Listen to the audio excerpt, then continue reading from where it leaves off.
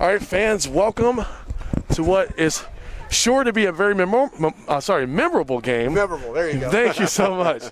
As the CCBC Dundalk Lions are here in their final home game, and they're going to be taking on the Anne Arundel Community College Riverhawks. I am Deacon Storm here alongside Jimmy Flame on this beautiful yet hazy day, about 84% humidity, and we're almost close to 80 degrees, but it feels a lot hotter. Jimmy. Oh, yeah, it's definitely a muggy day. And I got the lineups right here for Anne Arundel Riverhawks. Leading off, Ian Adams. He is the center fielder, followed by John Alderman in right. Lenny Leonard over at first base. E.J. Santana is the catcher. P. Jones. I unfortunately don't have his first name, just a P. Jones. He's the DH. Hey. Matt Johnson follows him, and then Daniel Stern out in left field, followed by Brian Connolly at second, and Trip Templeton holding it down at third base. All right, so Jimmy, according to my notes, that would be Parker Jones, so that's Parker what you're probably Jones, looking for. And they are going to be starting up here at the top of the first, and unfortunately, the Dundalk Lions were eliminated from postseason contention yesterday as they dropped a game, not yesterday, Tuesday, as they dropped a contest to this particular team, Anne Arundel, the Riverhawks, 7-6. So right now it looks like they're going to be playing for pride. It's sophomore day here. They're home. They got their special black jerseys on out here, which I think today may not have been the best day to wear them. But they're out here and they're looking good and they're ready to go. Yeah, for sure. Most of the Dundalk squads come. It looks like they'll be returning next year because it's mostly freshmen. We have two sophomores who are graduating shortly and moving on to whatever life brings them. That's and right. yeah, today's all about next year. It's all about pride. They want to get one, like you said, the loss the other day. Mm-hmm. They definitely want to exact some sort of revenge on that. So we'll see how it plays out today, and that's why you play the game, right? That's right. And our two sophomores that are going to be leaving CCBC Dundalk, Jake Brack and Nate Griffin. So they got a special send-off today, but they will be playing as we get started here. Yeah, Nate's going to continue his college baseball career as well. Yes, he is. Up in Philadelphia. Yes, at the Division III Newman University.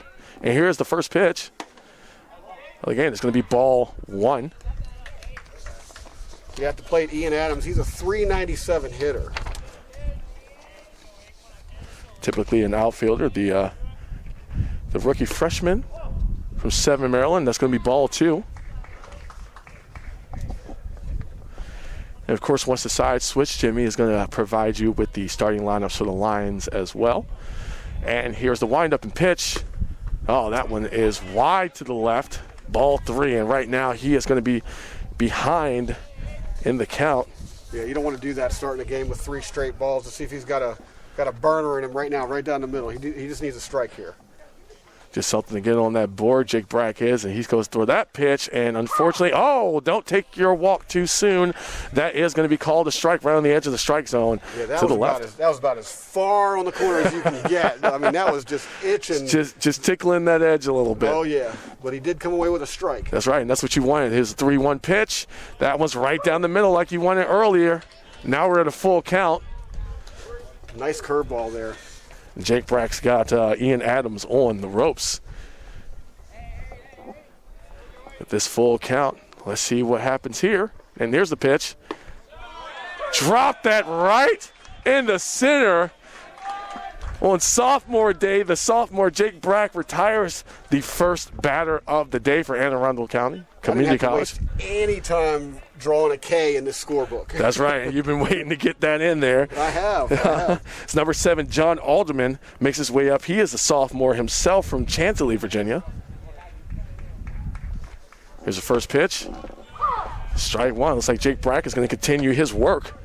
Yeah, Alderman can hit. He's got 28 hits in 31 games.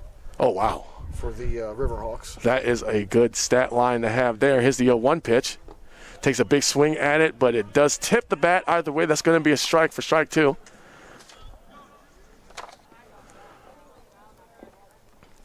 And we were graced by the ceremonial first pitch given by the Wellness Department Coordinator, Dr. John Reed. Here's the windup and pitch for 0-2. Got a piece of that. It's going to go up in the sky. They're running after that. See if they can call it and get it.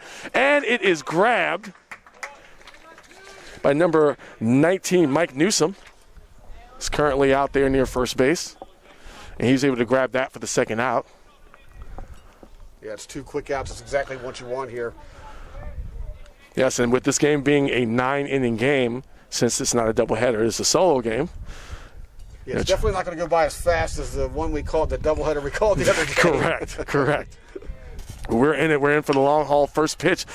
Batted all the way out to right field. Looks like it's going to be over, and wow, that is it. What a difference a batter makes.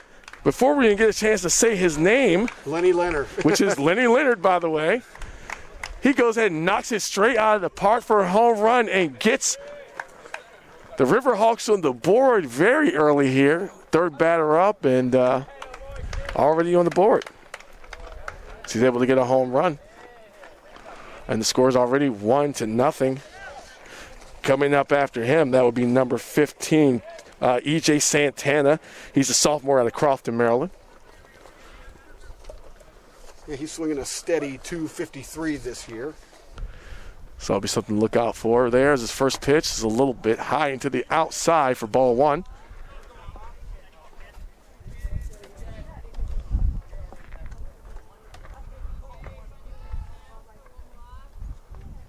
And here's the 1-0 pitch. This ends up in the dirt for ball two.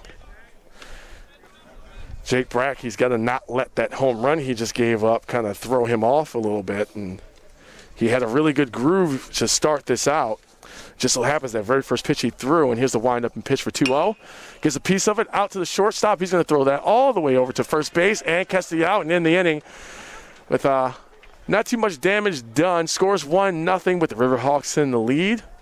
And we are going to take a break until we get to the bottom of the first. We'll be right back.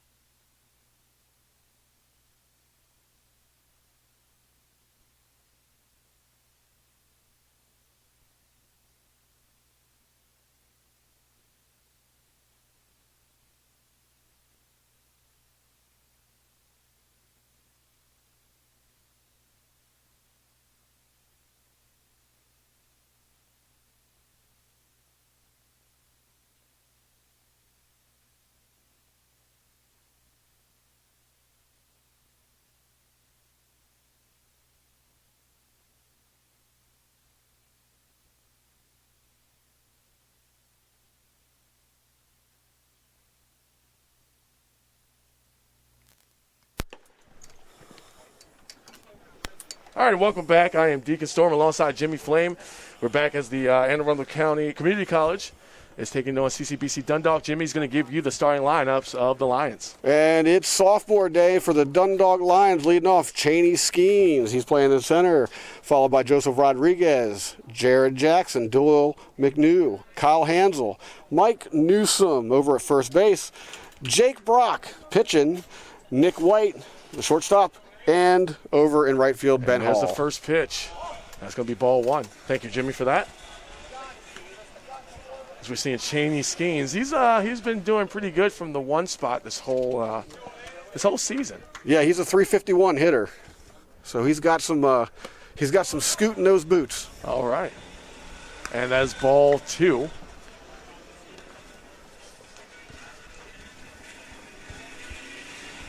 And that's going to be Preston Moltz on the mound pitching to Cheney Skeens, as that one is also going to be very low for ball three. Yeah, he just reared back and threw that one into the dirt. Maybe let go of that a little bit too late, as now here comes. Way too late. Here comes that 3-0 pitch. And that one goes right down the middle for the strike, fastball. Yeah, there's a nice little cut on that two-seamer he just threw. If he could hit that spot all day, he might be giving Dundalk some problems. All right, and there's the 3-1. And there is the pitch that's going to walk Cheney Skeens, send him to first base. And even though that pitch was wild, we actually happened to see some wild pitches in during the practice in between innings. But coming up to the plate now, as you tell him, Jimmy. Joseph Rodriguez. Thank you so much. 262 hitter. My papers got messed up. It's all good. Hey, I got the scorecard right here. Just there you go. Nudge me on the shoulder if you need something. All right, it's going to be Joseph Rodriguez coming out to the plate, and they try to get Skeens out at first, but no dice. It's going to be Joe Rodriguez, the infielder, freshman from Edgewood, Maryland. He's going to be – didn't catch him there either, presumably. One of the people, hopefully, that we see back here next season. Yeah, we saw a similar strategy in that Essex doubleheader with those quick throws over to first. Oh, yeah.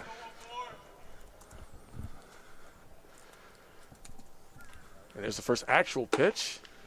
That one a little bit inside, but kind of hit the nail right on the head there with the first strike.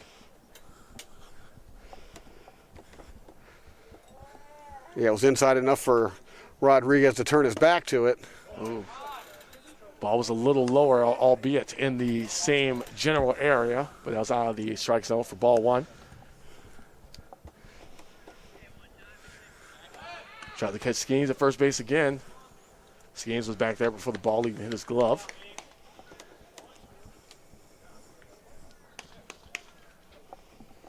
Very hazy and humid out here, Jimmy, today.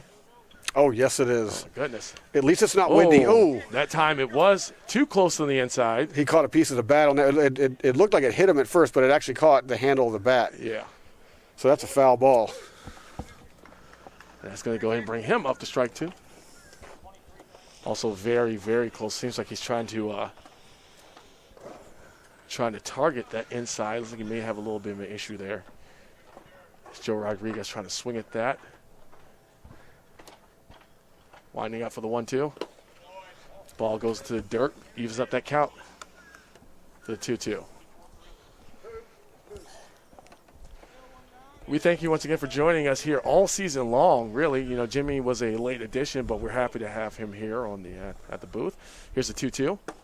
That one was also on the inside, very close to the batter, and I can kind of see the frustration on his face as now we have a full count. You see if Rodriguez can turn on something here. It's a pitcher's count. And there's the pitch. Skeens running for second base to see if they're able to get him, but not quite. Ball was thrown right in direction of the pitcher's head. Either way, that's going to be a strikeout for Joe Rodriguez. That's coming up to the plate now is Jared Jackson, the freshman infielder from Baltimore, Maryland. Yeah, that's a tough strikeout to get. He looked it all the way to the outside, but it appears the umpire is going to be calling those outside strikes all day long. He's been consistent so far. Yeah. Yeah, and there's been, even starting with the first couple pitches, we saw some of those outside calls being made. Here's the first pitch. Ball one. Yeah, great look on that one. Jared Jackson has only struck out 6 times this entire season. And that's not a bad, that's not a bad, like I said earlier, stat line to have, especially coming into next season, which a lot of these guys are hopefully coming back, and they're going to be playing for that, so they want a big solid hit out to center left, but that is caught. Skeens has to make his way back to second, and he does in time, and that's going to be out number 2. We'll score that an F7 in the books. There you go. See, I'm learning new things every day. Oh, yeah. I could be a little bit more chatty about, about my scorekeeping. That way you can see what you follow got going on with on that. over there. I see you. It's all shorthand. Yeah, that's the difficult part, trying to read the shorthand, knowing what's going on here. But we still got Skeens on second here at the bottom of the first, and we are getting ready for that first pitch. Also, in the inside, he's lost control of it, so Skeens is going to make his way over the third and make it before before a decision is even made on what to do with the ball from that point, after it rolled through his glove. And of course, up there to the plate right now is Doyle McNeil, 6'3" freshman from Bozeman, Montana.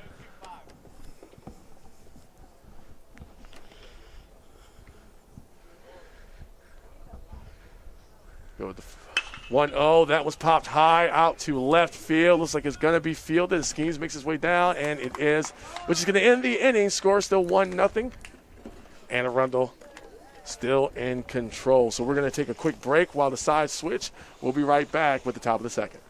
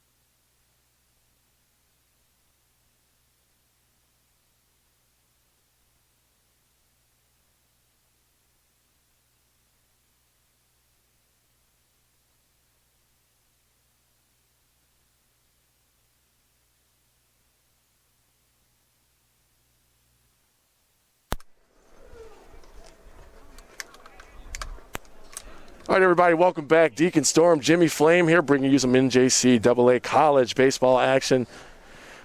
CCBC Dundalk Lions taking on the Riverhawks of Anne Arundel Community College. Here's the first pitch. That's going to be ball 1. Jake Brack out there, and Parker Jones in the batter's box. Yeah, Parker Jones doing designated hitting duties today. There's a pass ball. Yeah. It's a little bit of a wild pitch there, unable to get his mitts on it for ball 2. Here is the 2-0 pitch. That one looks like it may have been a little low. I thought he would call that, but he didn't. So here we are, 3 balls, 0 strikes. Brack is a little bit behind. Certainly looked good coming in. Yep, got him for the strike. Looks like he's kind of repeating what he had done earlier. Throw 3 balls, get 2 strikes, maybe get that full count. But here's the 3-1. Take a swing at that, and there's going to be your strike 2. So now we got a full count. You got to admire Brock's resiliency. He's been in, pretty much with every batter. He's been in the hole, and he's really fought his way back early in these pitch counts. He's a fighter, comeback kid. And here's the full count pitch. Very high, so that's going to walk him. High and outside of the strike zone. And that is scored as a BB. That That was for all you fans out there that aren't sure how to score a baseball game. Little line down the first, BB right in the middle. Yep. And Matt Johnson is up. He's the 5'10" freshman out of Columbia, Maryland. He's got 6 walks on the season. Yeah. Going for the bunt. See if they can advance a runner, and they do, but they do get the batter out at first. So he goes 1 out. They're able to move someone to second base. They're the base runner. And coming up now is number 1, Daniel Stern, the outfielder, freshman from Pasadena, Maryland, by way of Chesapeake High School.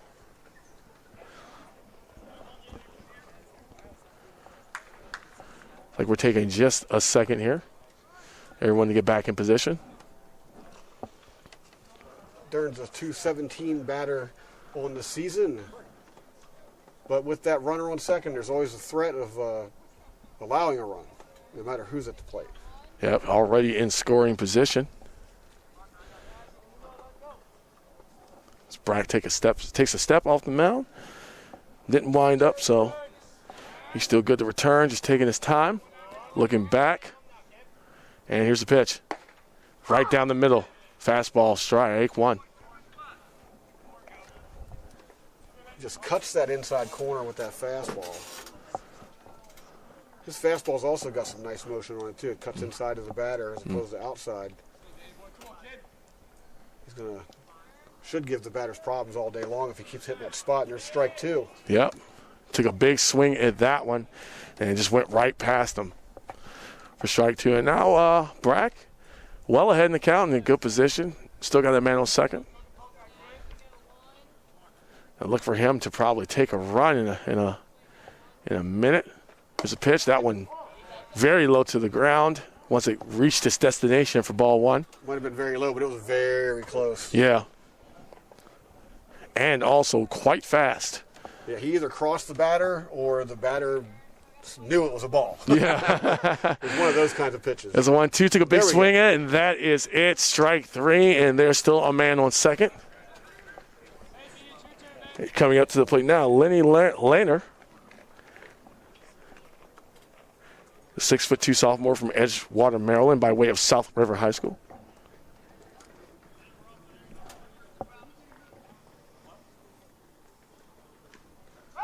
Up. My fault. It's actually Brian Connolly knocks it out, and it's already caught before I can fix his name. So we're going to go ahead and go to the tripping, man. I'm looking at my scorecard. I was like, did I write a name down wrong? That was totally on me. We're going to go ahead and switch sides, and we will be right back with more NJCAA baseball action.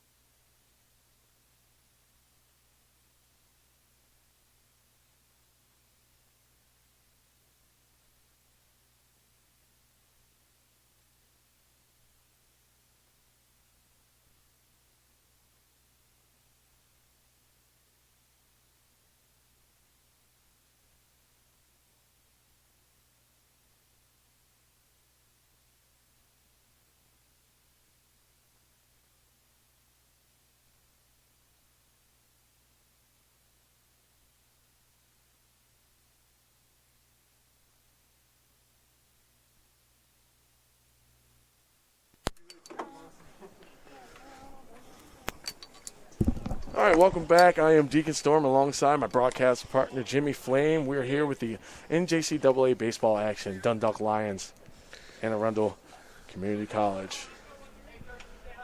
Coming up first is Kyle Hansel. He's an impressive .304 hitter, but what's even more impressive is his on-base percentage of .429. So maybe he can draw a walk here. Well, that's what I'm hoping. see if he can get on base, and we can try to at least have a chance to, at the least, like I said, tie it up.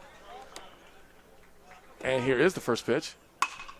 Gets a piece of that, but it flies out foul, far out to the right side, outside of the field of play. For sure. It looked like he was all in on that first pitch fastball, and he just, didn't get enough of it. Just, like you said, you got a piece of it. Yep. And here's the 0-1 pitch. That one may have been jerked a little bit. Ended up on the outside to the left for ball 1. And here's the 1-1. Got a piece of that, sends that out to center left. It bounces out of his glove, and it's going to make a run for second base. And Hansel makes it, turns that into a double because he's not able to get his get the ball in his glove. It bounces right out, and that's going to, like you said, Single with an error. It's actually going to be a single with an error. Thank you. I just confided with our statistician over here. Yep. It's going to be a single with an error. That's how we'll score that. Because it bounced out of his glove. And if you want to follow along with the live stats, we did provide a link for you. Because our statistician's over here. He's working real hard, correcting us whenever he needs to. Does it to me like 5 times a game. So it's all right. But either way, you got a man on second here at the bottom of the second. Any of those questionable calls, I'll just lean over and just give ask me a him how look. he's going to score it. Give him a look, then give me a look. That was ball 1 on that pitch. Also, this is, once again, the last game of the home season. It's the last time you can shout stuff out to us, so please do. We'll respond, and we thank you for watching. Here's a 1-0. And that was a little high for ball 2. Yeah, I was thinking on the drive over, if people comment in the YouTube section, we could give them a shout out, right? Yeah. So I mean, I'll get some names. there you go. You say something, you say hi, we'll say something to you. I gotta get the info first. We don't have the screen in front of us. However, here is the 2-0 pitch. Far on the outside for ball 3. Yeah, Mike Newsom's having a heck of a year. He's batting .313 on the season and shows no signs of letting up. And he's worked himself into a 3-0 count here. So he's already doing pretty well. Like we said, Hansel was able to make his way to base just like we were hoping. And let's see if we can maybe get some runs on the board. It's 3-0. He hits it, pops it up. Looks like it's going to go behind us. And it does. And there, out there in the parking lot, rolls to the door for foul. That's going to be strike 1. 3-1 count. Tight ball game. 1-0, Anne Arundel.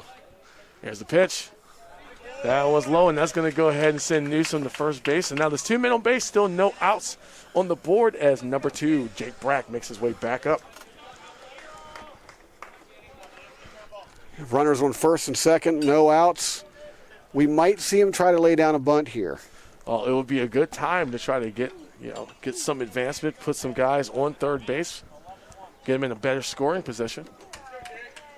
Dundalk is definitely not shy about the small ball game. Yep, as we learned last weekend. And here's the first pitch. And that was going to go ahead and coast. Had a little bit of a curve on it for strike 1.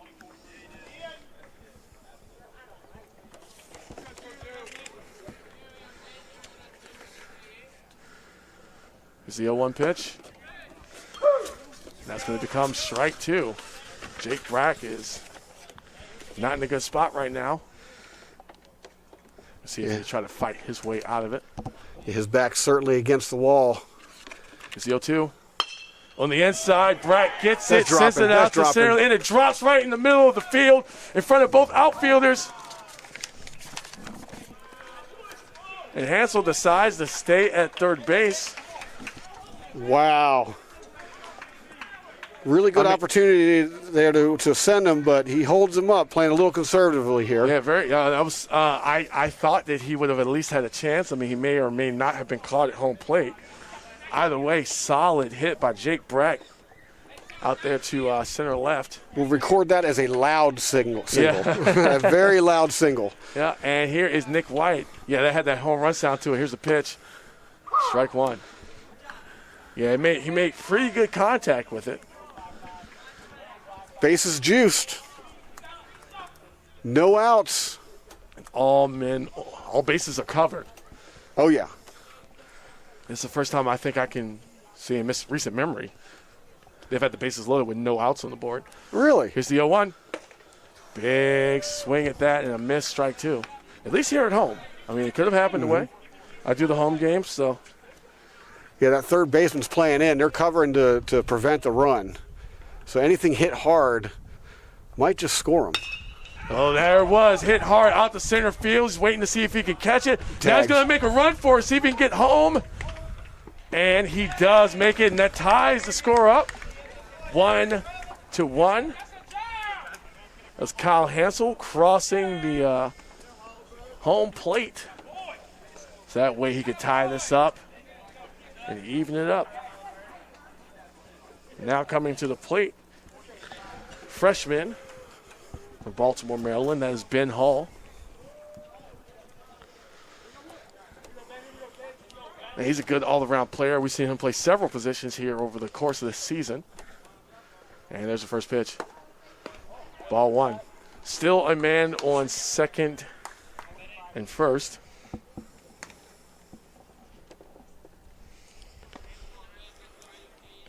Yeah, Brock and Newsom out there just waiting to come home. It's just salivating to get down there. Pitch that seemed like it was absolutely hittable. And in the strike zone, it was neither for ball two. Sometimes your eyes play tricks on you when you're out there. Oh, for sure, especially on those high fastballs. Oh, yeah. It's 2-0. They always look so good coming in. There's another ball right there. Yeah. He's definitely looking him down. I don't expect them to have the green light here. I'd imagine they want to go ahead and load the bases up again if they can on any mistake. Yeah, I mean, depending, of course, on the hits you get. That was also on the inside, and that's going to be ball four. A little bit of struggle out there on the pitcher's mound for Anne Arundel. As number 18, Cheney Skeens, comes back up as the batting order resets for the Lions. Skeens with a walk in the first. And he made it all the way over to the third, but Dundalk wasn't able to turn it around, though. Well, things have kind of turned around a little bit for them. I mean, still, there's only one out. Yeah, bases loaded, one out. He's in a really good position here to make something happen. Yeah, and Trip Templeton, he seems to be having a little bit of issue up there this particular half inning. That third baseman's playing in again to try and prevent that run from crossing. See if it works this time. Here's the first pitch. Right on the inside there for strike one. It's a good point you made about Skeens. He was walked last time, and that's something that could totally happen again, which will bring one of those base runners home. Here's the 0-1. Takes a big swing at it for strike two and misses. Yeah, I'm sure he would be more than happy to take a walk here. Get credited with that RBI and put the Dundalk Lions out ahead. Well, first you got to get past his 0-2 pitch. That one, and there it goes. That one flew all the way past the catcher's mitt. And there's that lead you're talking about. Everyone advances. Everybody advances. Everybody right. advances. Except for the batter, and that was going to be Mike Newsom. He crossed the plate. Well, there's another way to score a run. Hey, it's kind of what we're asking for. That's all we can really ask for. So we got Ben Hall on second, Jake Brock over at third. And here's the 1-2. Oh, jerked that one as well. Ball two. Counts evened up here. 2 balls, 2 strikes, 1 out here at the bottom of the second. Don't forget, this is not a doubleheader, so we're going to 9 innings. Here's the 2-2.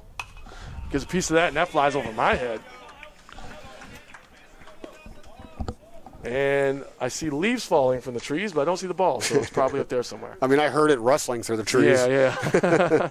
You saw the leaves, I heard the rustling. Yeah. And a spooked squirrel. There's a squirrel back there. He wasn't too happy about things that were happening. Right. Here's the 2-2 pitch. That one's low. He was able to hold on to it, though, before Jake Brack tried to make a run for it himself. But we now have a full count.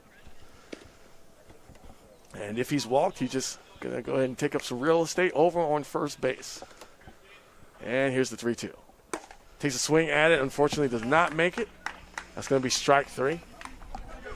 He's going to retire the batter as number 14. Joseph Rodriguez makes his way back up. And that's strikeout number 2 on the day for Maltz. Kind of middle of the road right now. Joseph Rodriguez, the batter, the other strikeout victim in the first, and he gets hit by a ball. Right in the back. Right in the crease of his back. So he's going to go ahead and take the bases. Jared Jackson makes his way back up. We score that. HBP. You're getting the hang of it, right? Yeah. Yeah. Faux show.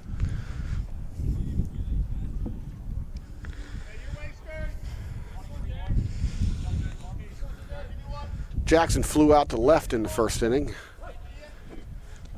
The speedster himself, I mean, he's not many places to run with the bases loaded, but here you go, 2 outs. First pitch, ball is high for ball 1. And we witnessed last weekend, or last Sunday, Jared Jackson, over the course of the doubleheader, was able to steal 3 bases. And here's the 1-0. It's going to be ball 2. He was able to steal 3 bases. Unfortunately, they were unable to get the victory.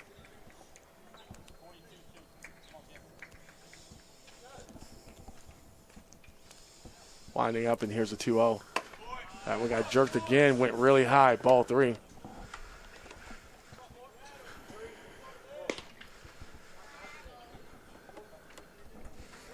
Bases loaded, 2 outs. He might have the green light here to go ahead and swing.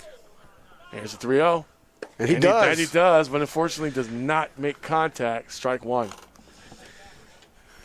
I mean, why not, right? Why not take that swing? Well, yeah, you got the bases loaded. It's early in the game. You got a 1-run lead. Take your chances. 3-1. And there it is. Walks Jared Jackson. Nope. Oh, wait, did he go? Come on back, full count. Oh. He called it. He tricked called me. it. I think everybody was fooled on that one. I thought that was it. I was reaching down to the scorecard, getting ready to circle the old BB down here. Oh. But instead we got a full count. This is going to still continue. It's not going to be an instant walk or an easy run for them as the 3-2 pitch comes in. Gets a piece of it, but that's going to go foul.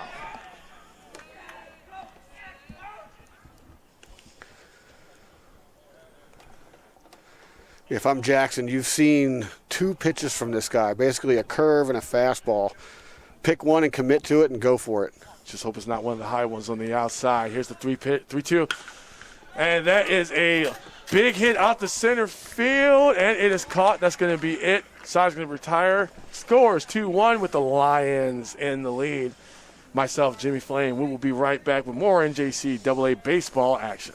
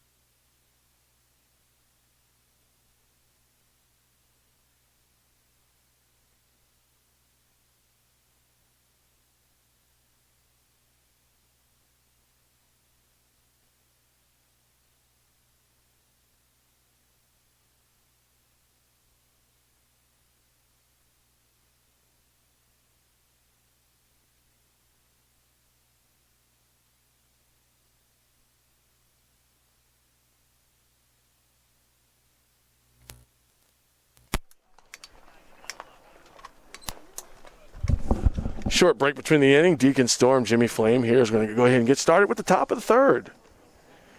Score is still 2-1 with the Lions in the lead. And Trip Templeton is going to be coming up to bat and face Jake Brack. Yeah, that could have been a real big inning for Dundalk, but I'm sure they're happy with the lead here. And there's a long fly by to left field. See if Jared can get it. Oh, and it slips through his glove.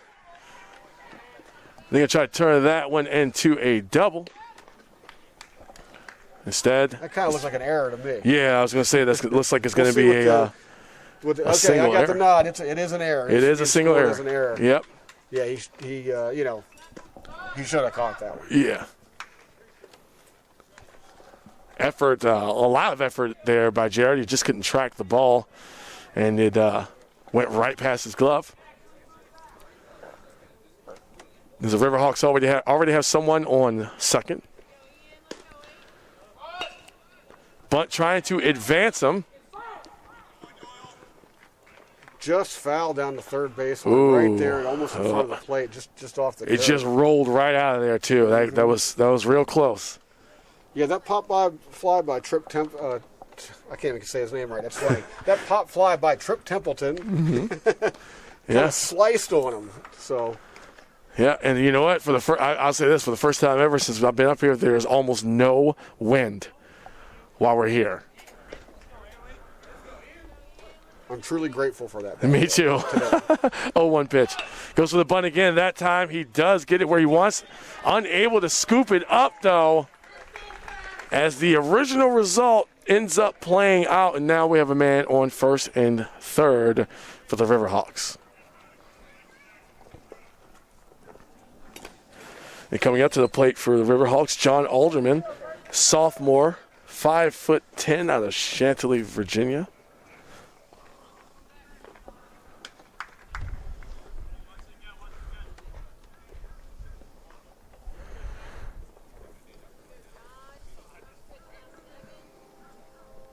Here is the 0-0 pitch to start.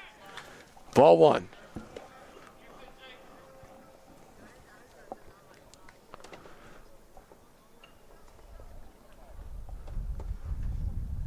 Here's 1-0. Ball two. Seemed like they kind of went up against the strike zone a little bit, but ended up falling on the outside of it. And here's the 2-0. Takes a swing at that, bounces past the pitcher. And is he able to get the double play? And he does. Double play is executed in pure perfection. However, there's still a base runner that was able to get up and over by the Riverhawks. Templeton was able to score on that one. And that's going to effectively tie the game up as coming to the bat. Now, Lenny Lerner, number 10, 6'2", sophomore out of Edgewater. Pitch.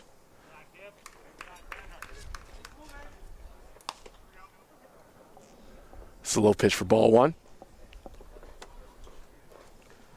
Yeah, he hit that majestic home run there in the first. Oh, yeah. I mean, that was an absolute moonshot. But that ball that was hit just now, it did go foul out to the left side. That was a majestic shot that he had earlier. Gonna see if he can repeat that for the Riverhawks. Here's a 1-1. Ball two. You can see the strategy here. Brock's pitching him on the outside. He doesn't want to give him something to pull like he did last time. And here's a 2-1. Popped it up out to center. It looks like they're going to try to grab it. And Jared Jackson gets it, which retires the sides. And now the score 2-2 tied up between the two teams. Myself, Jimmy Flame, we're going to be right back with more NJCAA baseball action.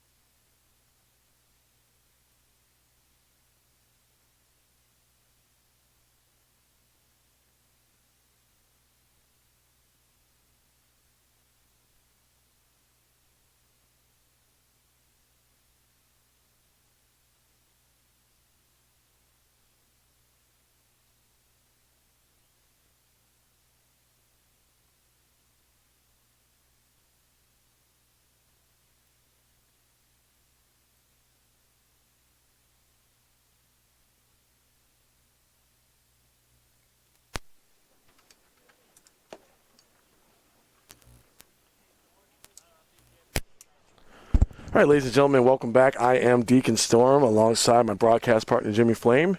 Here with you, the Dundalk Lions taking on the Anne Arundel Community College Riverhawks. Score still 2-2, tied up here, bottom of the third. And we did have a pitching change. You want to tell them all about that, Jimmy? Yes, sir. We got, I didn't write down his first name. Hold on a second. Well, there's the first pitch already, and that's going to be a strike for Bradley Zellner as he's out here on the mound. Good save. Good save. No Bradley problem. Zellner. No problem. Out there on the mound already throwing strikes. Here's the 0-1, and he's throwing them fast, too. He's not wasting any time. Ball one. Fresh out of the bullpen. Doyle McNew is tied for second in RBIs on the team with 14 with Matt Fino. Wow, well, that was a strike two for him. A ball that seemed to be way on the outside of the strike zone that was counted as a strike. And here is the 1-2 pitch from the righty. And he catches him looking in the same spot as the last pitch for out number one. That was way out of his reach, Jimmy. I don't know how he would have ever hit that. But coming up to the plate now, number 13, Kyle Hansel. He had a good inning last time he was up. Good location on that strikeout pitch. Caught him looking. Yeah, he did. Oh. Dropped that one in there a little bit too high, though, for ball one.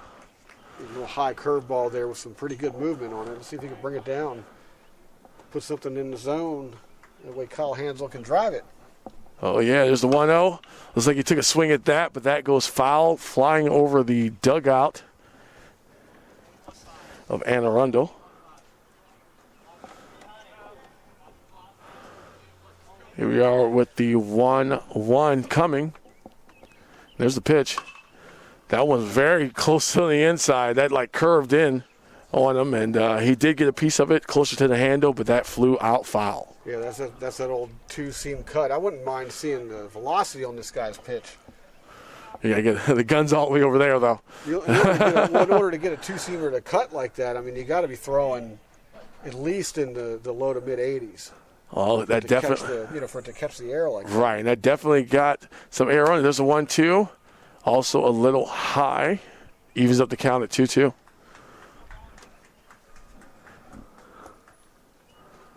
You might have that curveball to contend with right here. Right here for the 2-2. There it was. Yeah, and that did catch him looking for strike three. Zellner coming in, 2 up, 2 down already. It's back-to-back strikeouts. Both batters looking. Just almost dumbfounded, not really sure what to do as Mike Newsom makes his way to the plate. Well, that's just classic pitching right there. Throw a couple flame balls, Yeah. No pun intended. Yeah. Well, that definitely had some fire on it. Yeah, and then just mess him up with a curveball. First pitch, takes a swing at it, goes under and through the umpire's legs for strike one.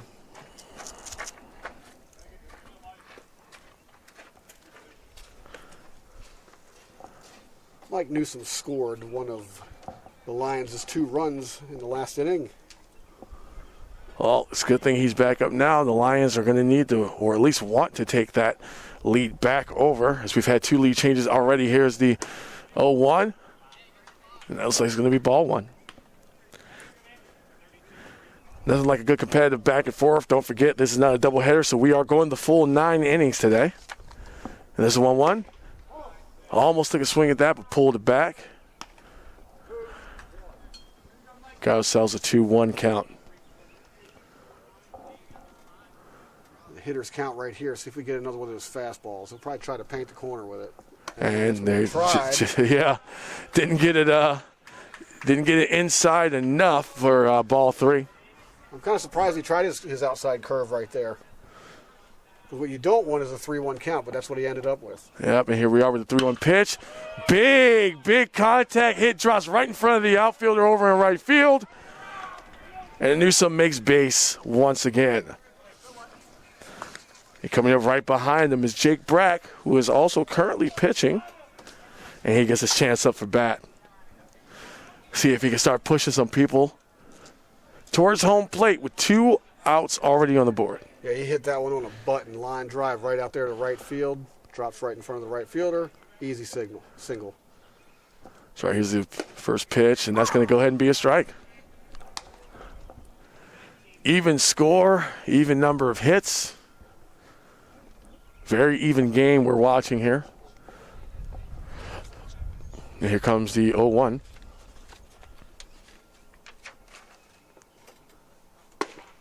Oof. Curveball was a little bit too close on the inside.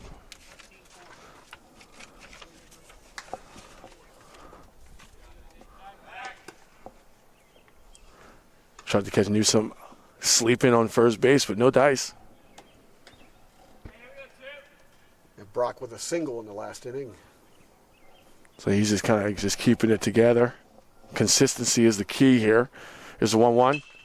Gets a piece of that, but literally around the tip of his bat, that thing goes flying all the way over to the right side over the dugout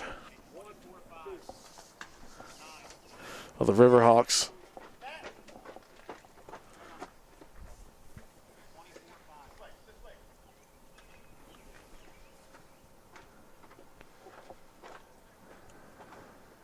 Two and one. You might be looking at something in the dirt here. See if See if you try to catch him swinging there. Catch him swinging, exactly. Yep, there's 1-2.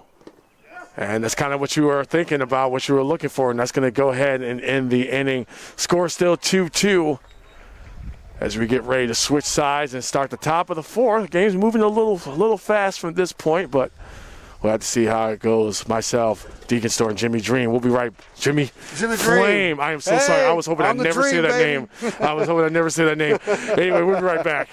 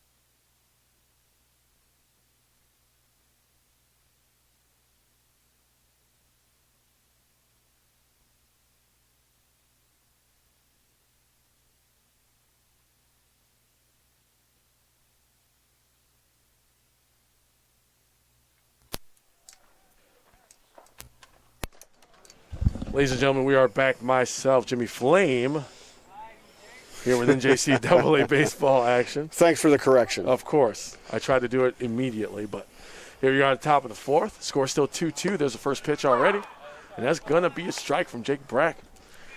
E.J. Santana is up at the plate right now. Santana ground out to short, way back in the first, it seems.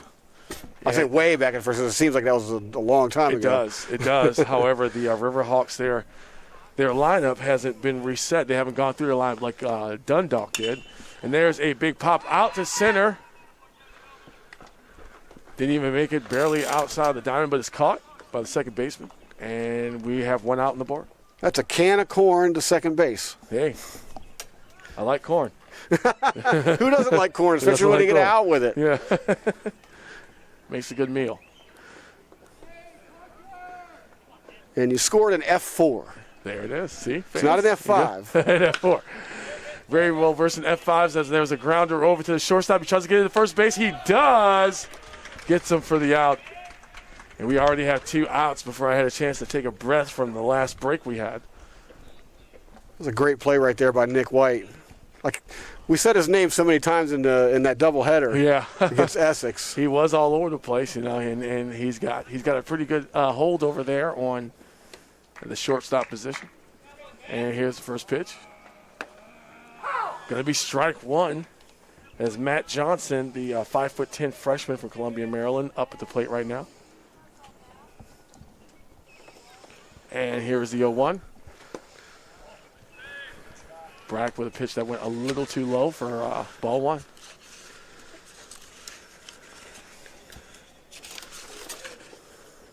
And there's the 1-1. Takes a big swing at it for strike two.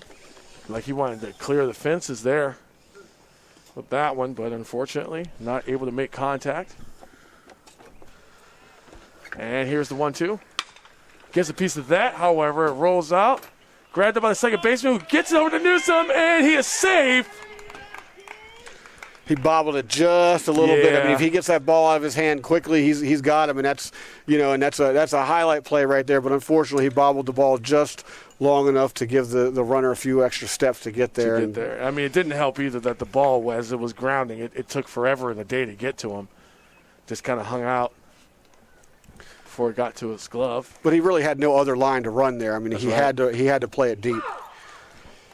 And strike one already. It's Daniel Stern, the outfielder. He's up at the plate. Right now, score is still 2-2 here at the top of the fourth. There's the pitch.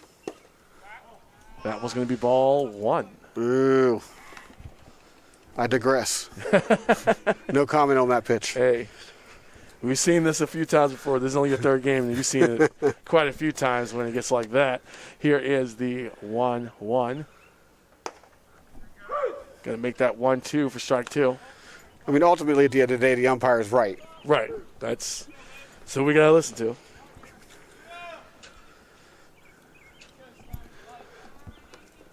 And here is the 1-2. And he gets him on the outside corner. Strike three, out number three. And we're going to head over to the bottom of the fourth. Score still tied up at 2-2. Deacon Storm, Jimmy Flame. We're going to be right back with you with more NJCAA baseball action.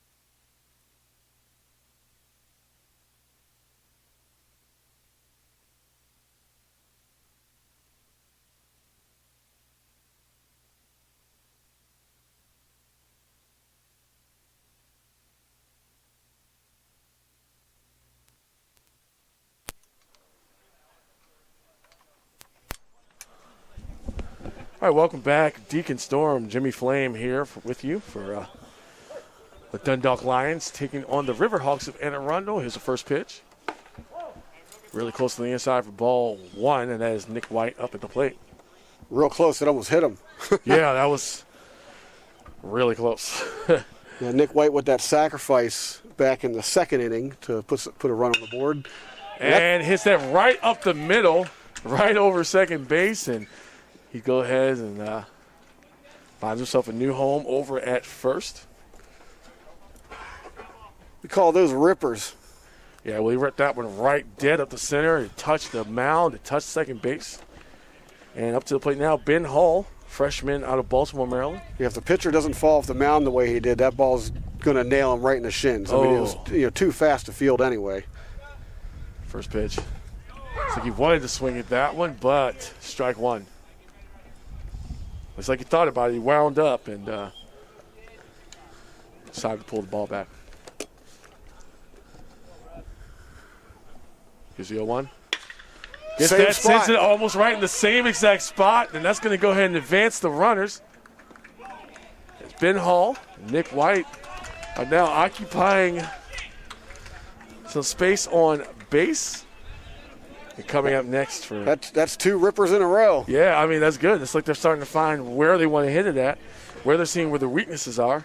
Hey, if he's going to keep throwing those fastballs right down the middle, why not just the mid-low, right down the middle fastballs? Why not just keep on hitting them right up the middle? All day long. That's Cheney Skeens up to the plate now. Still no outs on the board here in the bottom of the 4th. Ball 1.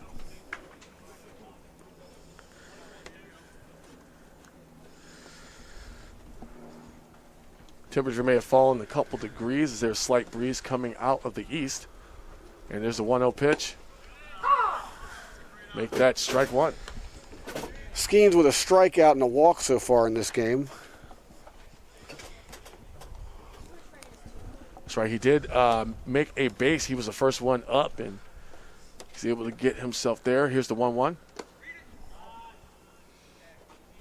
It's going to be ball 2.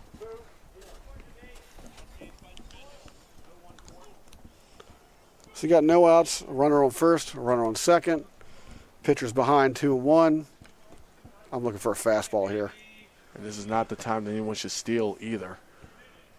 Just be a little patient. There's There it 2-1. is. That was wide out there. He does not want to load the bases here. No, but that was the mistake they made the first time.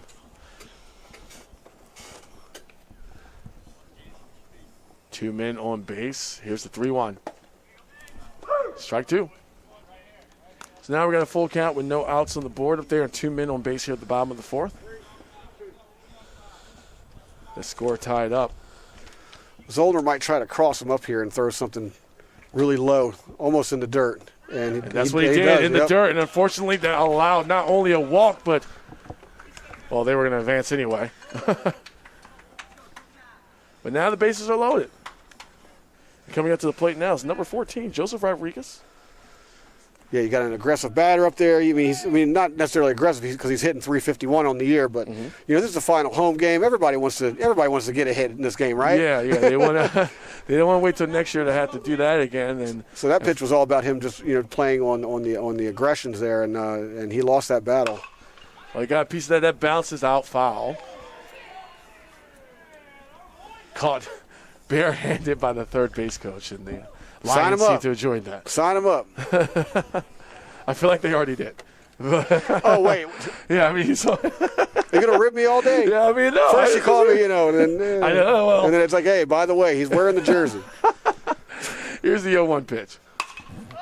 Pops that one all the way up. Barely goes anywhere. He calls an infield fly. And they got it. Nobody moves, and that's going to be out number 1. Who caught that? It was a shortstop, correct? Yep. So we're going to mark that down as a 6 or a F6.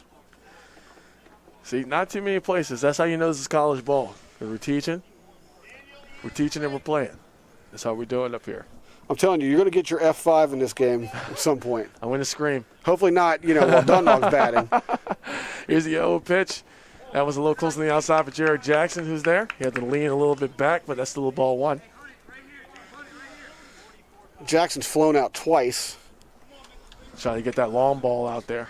Once to center, once to left. It's a 1-0. Thought about swinging at that, but as his teammate said, he had a good eye and let that one pass it by for ball 2. Yeah, Jackson's definitely a tough out. With only 6 strikeouts on the season. There's a strike right there. He was looking that one all the way in, though. That's right, and it may have been out of his reach anyway, depending on where he was standing here with 2-1 is the count. 1 out on the board and bases loaded. Here's the 2-1. Very close on the inside, almost as it looked like it was below his knees even from this angle for ball 3. Yeah, that's just the pitcher missing his spot right there. The catcher wanted it center and low. Oh, here's the 3-1 now. Now we're at a full count. So what are you predicting is going to come here for Jared Jackson, Jimmy? Well, it's 1 out, bases loaded. Let's see. He's probably just going to throw him a meatball fastball, try to cross him, and he does. And you called it. That bounce out to left field, and that's going to bring home Nick White and increase that score. Lions back in the lead. 3-2. 3-2. Might be. It looks like I saw third lead change of the game already. Here at the bottom of the fourth. It's been a seesaw. It's only the bottom of the fourth, and it's already been a seesaw battle. These are the kind of games we all live for. We love watching these kinds of games. Oh yeah.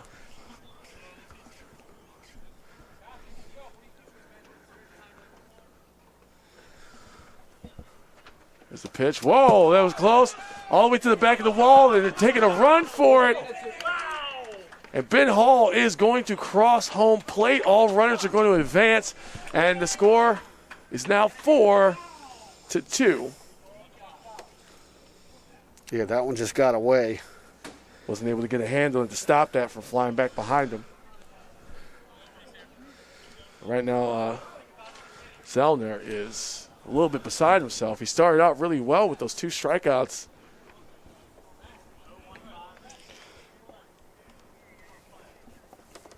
Yeah, McNew struck out looking in the last inning.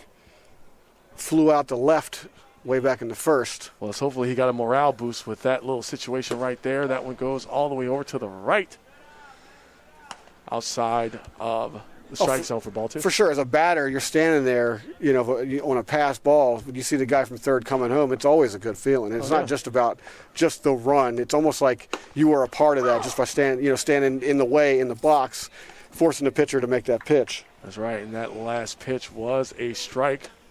So the count is 2-1. And here is that 2-1 pitch. Got a piece of it. That's going to count as strike 2. Like he was able to tip just the edge of that on his bat. Yeah, Alderman held on to that one. Kind of needed to. Didn't want to make another mistake. But here's the 2-2. As he winds up trying to make a decision there. There it is. Bounced out over in between first and second. It's going to be out number 2, but it's going to bring home yet another base runner as Cheney Skeens crosses home plate. Good inning so far for Dundalk. They're starting to pull away a little bit. It's 5-2 now.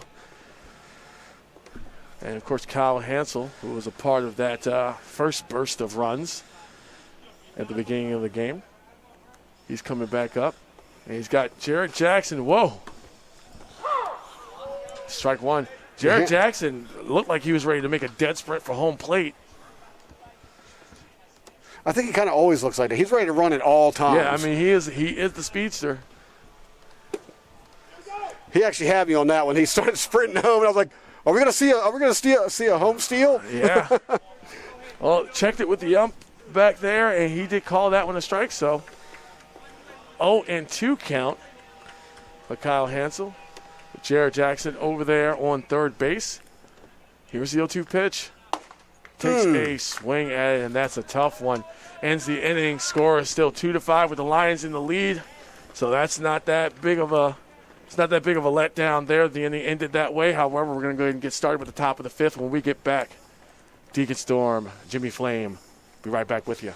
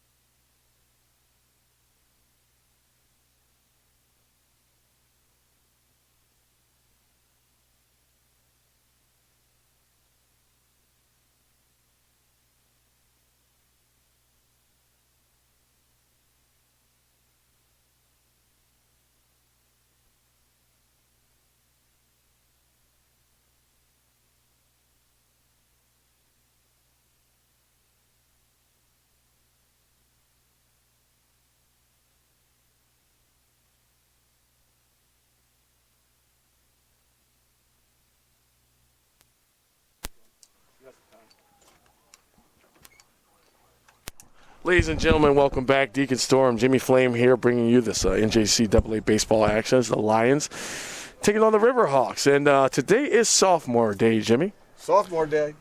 And it's the final home game for two of our players, Jake Brock and Nate Griffin. That's right. And they were celebrated earlier in the pregame. Also had the first pitch thrown out. There's the first pitch there by Jake Brock. That's going to be a strike. And Jake Brack is going to finish here this year with a degree in general studies. Here's the pitch from Jake Brack, strike two. Going to finish with his degree in general studies, and he's already got a job lined up at the Port of Baltimore. So he's going to be out there. He's got to be feeling good right now, too, with that 5-2 lead. That's right. So good that he threw that ball way high. I was going to say, maybe I spoke too soon. I think he threw it on purpose. I think he just heard what you said. He's trying to readjust the batter's line of sight right there. That's right. There's a 1-2 pitch for ball two, evening up that count. And, of course, Nate Griffin, he's the other sophomore. That's a tough one right there because the umpire's been calling that outside strike all day long. Yeah, and like it looks like it's so far outside, like it shouldn't even be a question. However, here's a 2-2. Gets a piece of that, sends that up to first base where he's going to be met. And he's going to be out. Of course, you're talking about the sophomores, Nate Griffin. He's going to be moving on to attend Division III Newman University up in Philadelphia, Pennsylvania. So look out for him there as he plans to pitch for the Knights and continue his academic studying in sports management. Here's a pitch. It's going to be ball one. So congratulations to Jake Brack and Nate Griffin as they move on and continue to succeed. Here's the 1-0. That was a nice curve right there. It just didn't drop in the basket, but that was I'd go back to that pitch. That was, and maybe bring it over a little bit to the left as he's facing a 2-0 count here, one out on the board. This pitch. Still too close on the inside there for ball three. And we've seen Brack face this particular set of circumstances all game long, and he's always fought his way back out. It's almost like he's purposely pitching the 3-0. Oh, there it is, strike one. I was like he's trying to get someone to catch swinging at it. It's his final home game, so let's get those pitches in, right? Yeah, like he's just trying to get them out there. Been working hard all season. Here's the 3-1. Strike two, wow. I like his curveball. Especially when it comes in about shoulder high and just drops right down there in the basket. It cuts right at the last second. Here is the full count 3-2 pitch. Did it again for strike three. Oh, yeah. I'm not sure how he thought he got walked because that was right in the breadbasket. That was good all the way. I saw it coming out of the pitcher's hand. Yeah. Come on. I mean, maybe he's just trying to sell it. You gotta sell it if you expect anyone to buy it, right? Exactly. I mean, sometimes you do that as a batter anyway. I mean, even if you know you're caught dead to rights, you just start walking down the first. Because you never know. You never know. Up to the plate now, number 8, Ian Adams, the freshman outfielder. Hits that foul in the first pitch. Freshman outfielder from Severn, Maryland, by way of Old Mill High School. Yeah, he struck out in the first and reached on a bunt in the third. Here's the 0-1. May have jerked that one a little bit, but thankfully it didn't go too far. Yeah, Ian Adams is teetering on that 400 mark of batting average. Which is going to be quite the challenge for Jake out there on the mound. But he seems to be ready to face it. I'm telling you, if he's hooking those this curveball. Oh. But that one goes foul. Landed right on the third base line. Got a little tongue-tied there for a second. Yeah, what I was trying to express was... I was going to let you have it. He's got his curveball under control, as you can see with the last few batters. And I would not be surprised to see him start to pick it up and deliver more of those. Especially it's such a great later in the game type pitch as well, because it's not as it doesn't put as much pressure on the elbow when you're pitching. 1-2. Prolong innings. Yeah, and I mean it kind of assists with the longevity getting through this whole game, especially with it being 9 innings. And that was a ball, so And he wants to go as long as possible. Oh, yeah, absolutely. Here's the 2-2. And that flies over my head.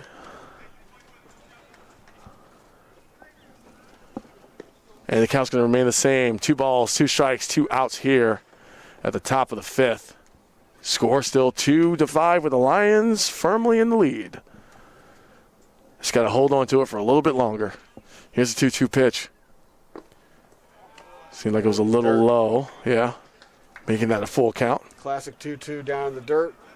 Maybe you can get the batter to take a swipe at it. That's also where the curveball comes to play. You can get a lot of swings in the dirt just from the threat of throwing a curveball. Well, Brack has been very good in the 3-2 situations here, and here's the pitch. And he got him again. Jake Brack, the sophomore, on his way out, strikes out yet another one here. Score still remains 5-2. Lions are going to be up next, so Deacon Storm, Jimmy Flame, we'll be right back with more action for you.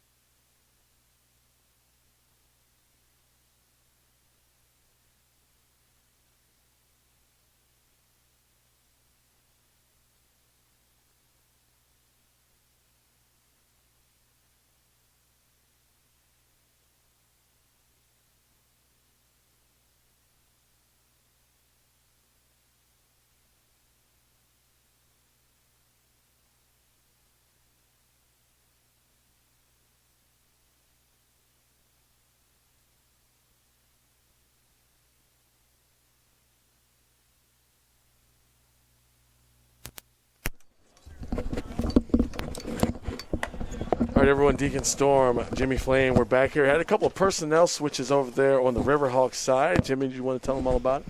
Yeah, we got Parker Jones moving over to the third. He was the DH, and formerly the third baseman, Templeton. He's now pitching. Yeah. I know I called him pitching like 3 innings ago, but no, it's the real deal this time. Templeton's out there on the mound. The Lions make their way up. Here's the pitch. And catches a big hit. That goes flying way out there to center field. And that is out of here. That is number 19, Mike Newsome, completely blasted out of the park as he makes his way over to home plate, congratulated by all of his teammates. Completely blasted out of the park. That was completely blasted out of Dundalk. Like he that left the area. I think it's over there in Essex somewhere, but that's going to increase the score. A solo home run. Score's now 6-2. What a shot by Mike Newsome. Unbelievable. Templeton comes in and immediately goes up a home run, and he's got to keep going. There's no outs on the board. Strike one. Not going to let that rattle him, though. He's coming right out the gate with the strikes. Jake Brack, who was pitching on the Lions side, is up there at the plate now. 0-1. Gets a good solid piece of that since at the left field, but that's going to be caught for the first out. That's an L7. Good old L7. Got the L7 out there. Line drive to left field for the first out. Thank you, Jimmy. And coming up next, Nick White. And the Lions seem to be, it's almost like we're watching a different team compared to what we saw or what we have been seeing over the course of the season. I mean, the Lions have come in overall 7 wins, 22 losses. They were eliminated from playoff contention by dropping the first game of this series on Tuesday. Whoa, and that ball. That's your call. That's your call. They're on the Lions side, they say good catch for the catcher because, I mean, I was actually quite impressed that he was able to catch that behind the batter. I was impressed. Here's the 1-0 pitch. Right down the breadbasket for strike one. Well, catching it behind the batter like that, it's like you're not looking the ball all the way in. You're just throwing your glove out in the general direction that you might be used to catching it out and hoping. Yeah. Just hoping. There's no way he could have seen that. Here's the 1-1 pitch. That's going to be ball 2.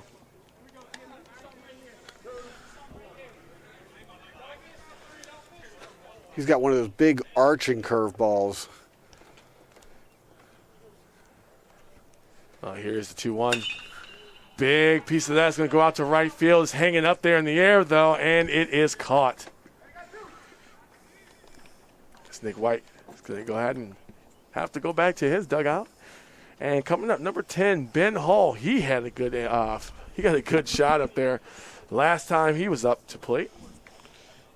Yeah, that last play scored an F9 for the second out. Thank you, Jimmy. Here's the first pitch. Oh. Ouch. Right on the elbow we there. usually yell, don't rub it. Yeah, just kind of let it go. But Ben Hall, once again, is going to make base. Still 2 outs on the board. That's the second batter hit in this game. Joseph Rodriguez got hit back in the second inning. Albeit a different pitcher then, as the batting order is going to reset. Chaney Skeens is going to make his way back up. His 4th time at the plate. Unless you know how good the Lions are doing right now, considering we're recycling batters so often. Something else we haven't seen too much this season. Skeens with 2 stolen bases back there in the first inning, struck out in the second, and he scored in the 4th.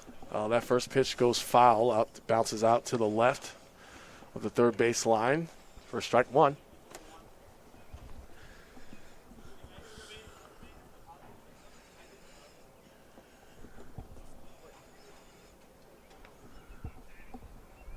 Here is the 0-1 pitch. Go ahead and make that strike 2. That was that big sweeping curve. Thrown a little bit high. That's the kind of pitch where you just you got to lay off and then forget about the leg kick. You just sit in the box and wait for the ball to get to your spot. Take a hack at it. That one's low for 2-1. I'm sorry, 1-2. It's going to be ball 1.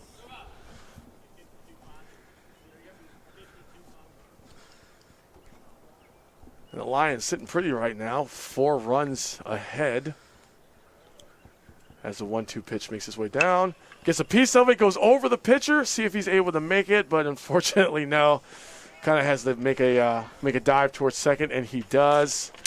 And that's going to go ahead and end the inning. Score is 6-2, Lions in the lead, and we're going to be right back with the top of the 6th. Deacon Storm, Jimmy Flame. We'll be right back.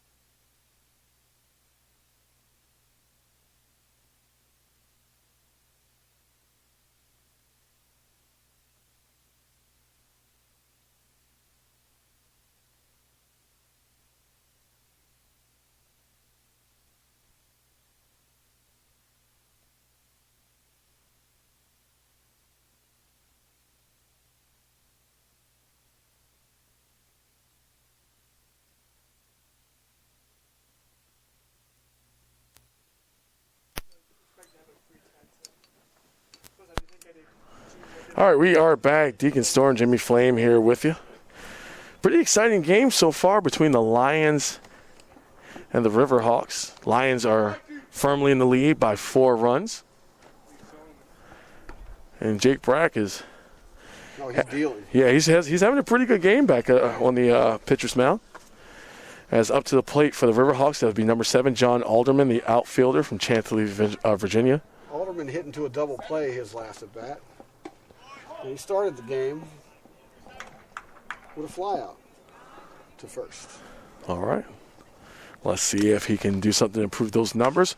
And it looks like he does. That's a solid shot out to left field, but it's going to go foul. Oh, no. Oh, don't you fans at home worry about that one. And we're going to continue on. Did that person catch it? Oh. That's why I said we're not going to worry about that one. We're not going to worry about that one.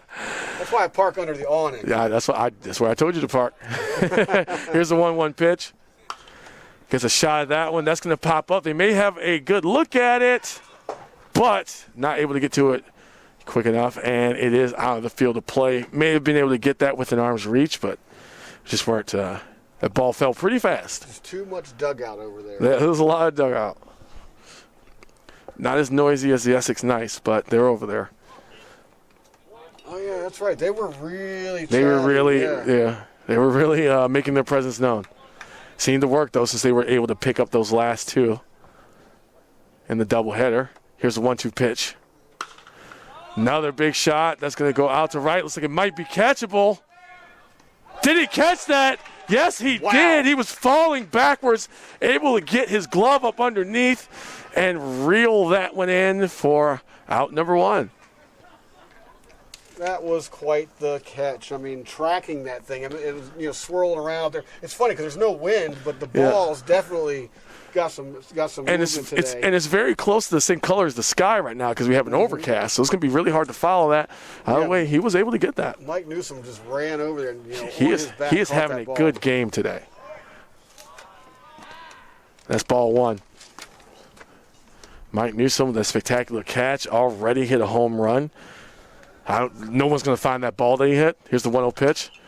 Piece of that, but rolls off the top of his bat for strike 1. That one flew behind us into the parking lot. And here is the 1-1 pitch. That one goes a little wild, but no one on base, so thankfully no one's able to advance.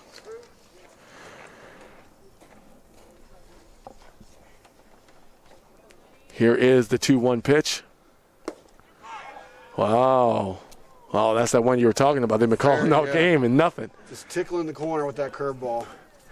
Well, Jake Brack facing the 3-1 count. He is behind. He's been here several times in this game. Let's see what he throws for that 3-1 pitch. Gets a piece of it. That's going to go out to left field. Jared Jackson making the run for it. And it gets to the ground before he's able to get over there. So now we're at a full count. Almost like this has been Brack's forte today. He's netted several strikeouts on this. Indeed. Let's see if he's able to get yet another one. 1 out on the board. Here's the 3-2. Not quite. That one just kind of gets hit, pops out over the right field. Looks like it. There. Did it go? That's a no-doubter. Yes, it did. Unfortunately, second home run of the game for Lane Leonard. Yeah, it did not go the way that Brack wanted to or how it's usually gone for him. And that's going to be the 3rd home run hit between the 2 teams here on sophomore day. It's going to be a solo shot. Yeah, home run number 2 for Lenny Leonard.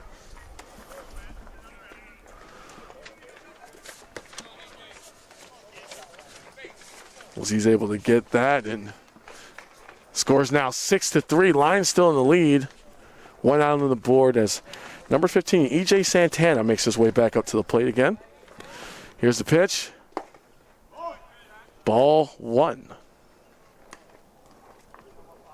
So that's home run number 7 on the year for Lenny Leonard. He was leading the team before with 5, and he's just extending his team. He's just out here doing it today. 2 on the day for him. Here's the 1-0 pitch. That one goes right out to right field. Bloop's right in front of the outfielder. He's going for second. Looks like he decided to stop as the ball is sent over to second base, and he finds some real estate on first. Coming up now, number 24. That's Parker Jones. Parker Jones now playing at third base. As Templeton switched out with him and moved to the pitcher's mound. First pitch, ball one.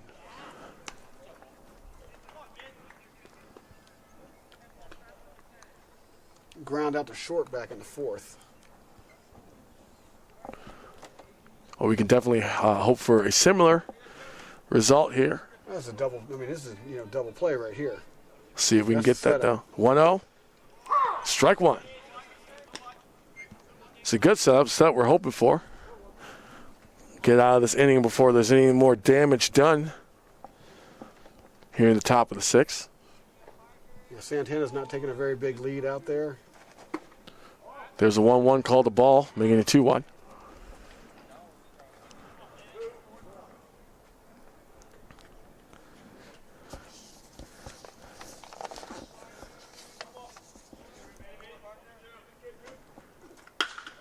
Big hit right over here. It's the double play.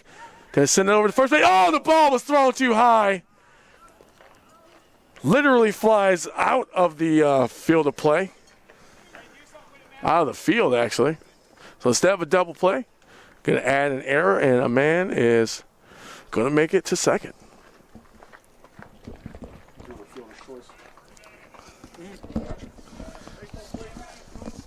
Yeah, Jones reaches on the fielder's choice. Opportunity for a double play there, but unfortunately, shortstop overthrows first. But there's still 2 outs on the board, so, I mean, there is still a chance we can get out of this inning without any more damage being done. Now, I did talk about Essex not Essex or Dundalk for a second. With their record, the Riverhawks coming in today, 8-23 overall. Strike one. So the records are kind of even for these two teams, even though Anne Arundel was able to eliminate the Lions from playoff contention. Gets a piece of that, but that goes over to the dugout of the Riverhawks for strike two. Wouldn't be surprised to see that curveball on the outside right here. 0-2. Got the batter. This is back against the wall. Why not throw him something outside? And there's the 0-2. That's exactly what you said. Pitch thrown outside for ball one.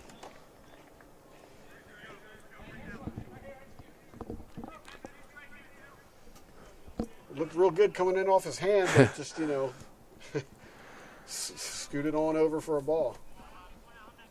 There's the 1-2 pitch. Little high. Ball two.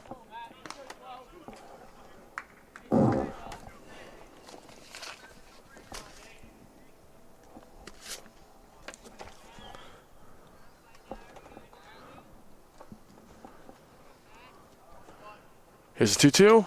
Takes a swing at it. It bounces out near the pitcher's mound. He goes ahead and sends that over to first. Oh, my goodness. Excellent Did play. catch him out. Had to fall for the ball. Either way, that's going to go ahead and end the top of the sixth. Score is still 6-3 with the Lions in the lead. Myself, Jimmy Flame, we're going to be right back with you with more baseball action.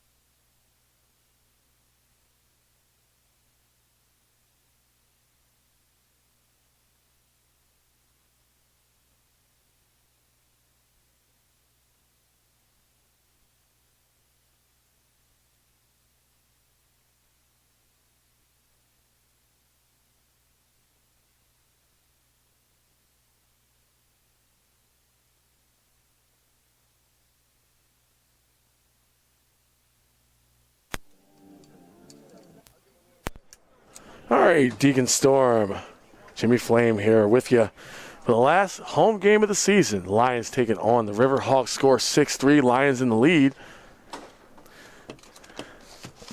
Joseph Rodriguez at the plate. Thank you. I was getting there. He flew out the short in his last at bat. Yeah. He was hit by a pitch way back in the second inning, and he struck out. Right in the small of his back. He was. In the first inning. Yes. So right now facing a 1-0 count. And here's the 1-0 pitch. Goes low, but still called a strike. Strike one.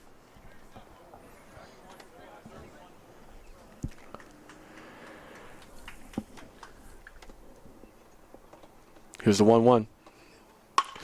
Gets a solid connection with that. Sends it out to left field.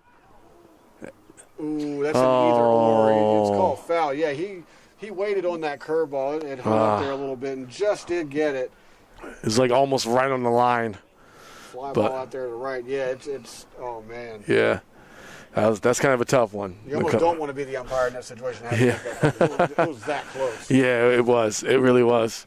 However, did go foul. So now we're looking at a 1-2 count for Joseph Rodriguez.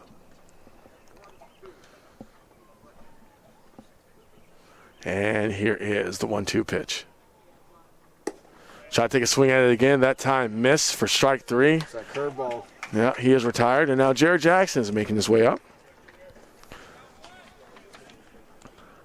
Lions are still in the lead. But I know it wouldn't hurt for them to try to extend it.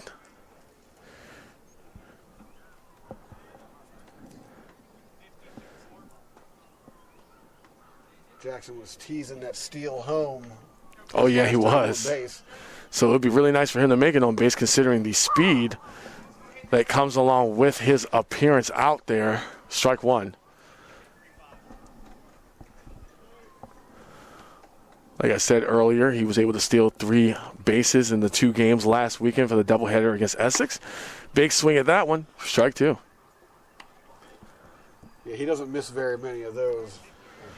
His eyes lit up. Yeah, it looked like it was right in his field of vision. Oh, yeah. Unable to make a connection, though. Here's the 0-2 pitch. Oh, that one is low for ball one.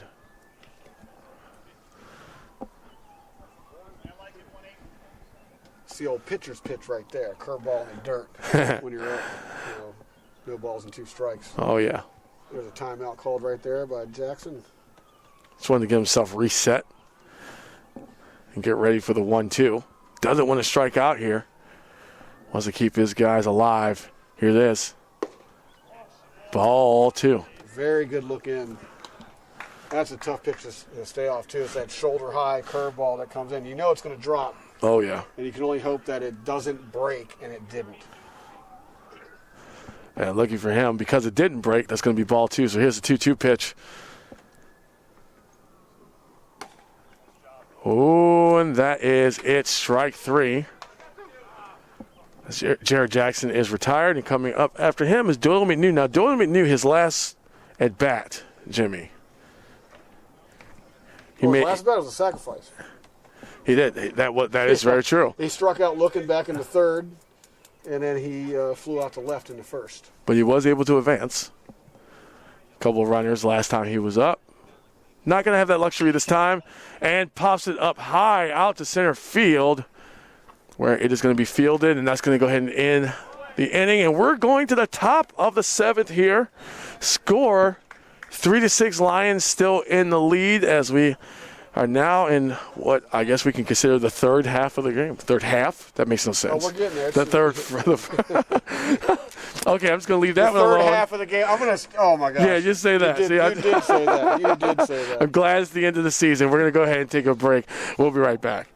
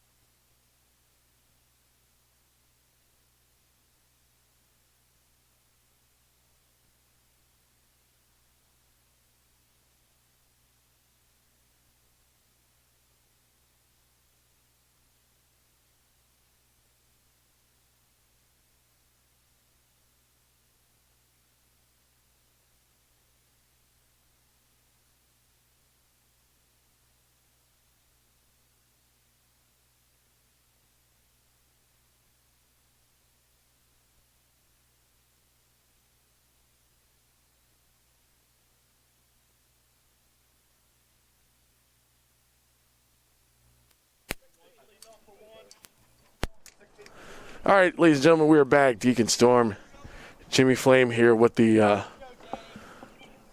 We are 2/3 we're 2/3 through this game. Point. Thank you. We're 2/3 through. I don't even want to say the halfway point. I already made that mistake once. All right, here's the first pitch. And that one goes to the umpire's legs for ball one. Yeah, Daniel Stern struck out twice in the game. Both times at the plate he struck out. Believe he struck out looking last time. Oh, unfortunately unable to get and stop the ball over at third base.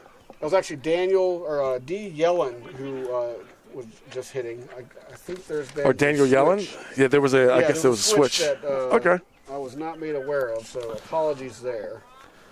All right. Well, now Brian Connolly. He is the 5'9" freshman out of Bowie, Maryland. I believe this is his first time in bat as well. Here's a pitch. Tried to go for the bunt to advance the base runner in scoring position.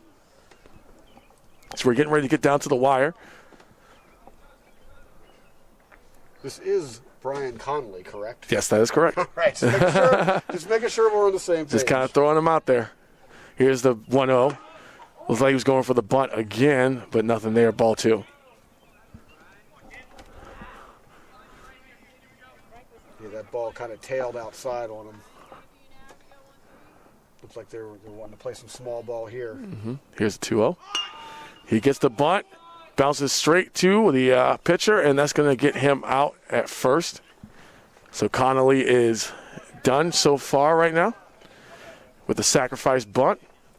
And coming up right behind him is going to be Trip Templeton, who is also pitching currently. He struck out in the fifth. Struck out looking as well. Yeah, Jake Bragg's been bringing him up and putting him down, only giving up one run in the past few innings. Score still 6-3 with the Lions in the lead. There's the first pitch. Gets contact. It bounces out to the shortstop.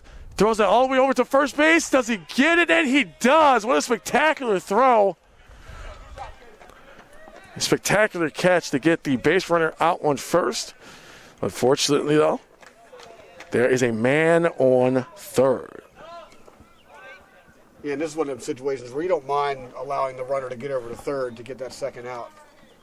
That's right, especially because with a 6-3 lead this deep in the ballgame. Yeah, I mean any sort of not necessarily a mistake, but any sort of play that gets him out at first that pretty much makes that null and void is the pitch. Ball one. Fastball looks like it was a little too high. Adams has struck out twice in this game as well. Like I said, Brack's been putting him up, taking him down. Here's the 1-0. Gets a piece of that, sends that out to center field. Unable to catch it, and that's going to send a man home. As Templeton does make it with that solid shot out to center field, and he's able to get on base and record a hit, as well as an RBI. All right, up next now, John Alderman. Next now. Yeah, now. He flew out to first in his last at bat. Yeah, so we got a runner. They're going to try to get him at second. Are they able to catch him? And he's safe. It's like that little hop on the ground before he was able to catch the ball may have slowed him up a little bit, but able to successfully steal that base, and ball one was thrown, so it's a 1-0 count.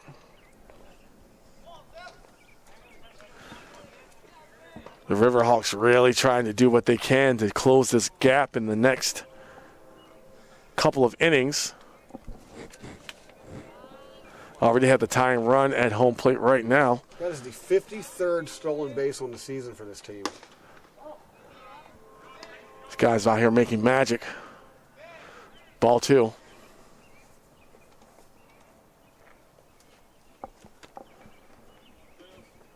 No strikes on the board so far. 2 outs out there here at the top of the 7th. Here's the 2-0.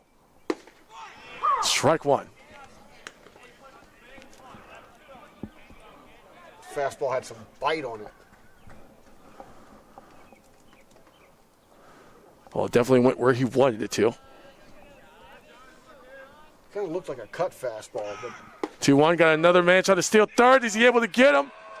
And he is safe. The ball does not get into his glove, not only in time, but he also drops it.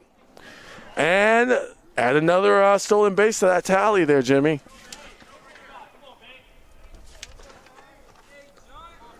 Right now, the Lions are not in a good spot. If Hansel holds on to that ball, he's out.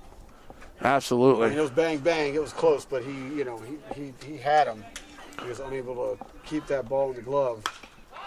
That was popped up, and that's exactly what they wanted to see. They're able to get that and field it, and they are. And this inning mercifully has ended.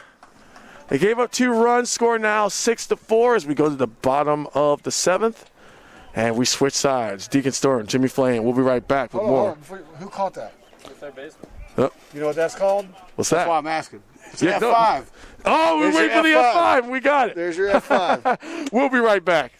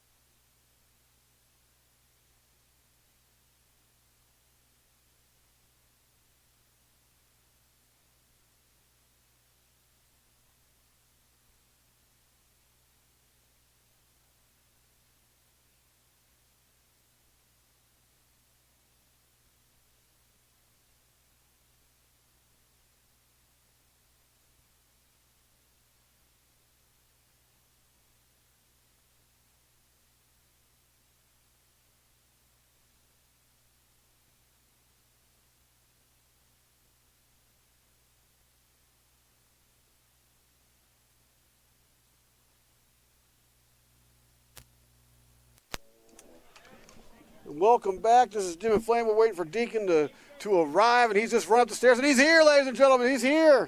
You still got to plug in, though. Oh, no. Oh, whoops. Oh, okay. Deacon Storm back here with Jimmy Flame. Thank you. There you go. Thank you. Bottom of the 7th. Here we go. Kyle Hansel. Right now to the plate. 1 strike out there on the board. Here's the 0-1, excuse me. And that one flies behind the catcher. It's an arm's reach of me, but there's a gate separating us, so I'll let them get it. 1-1 on the count.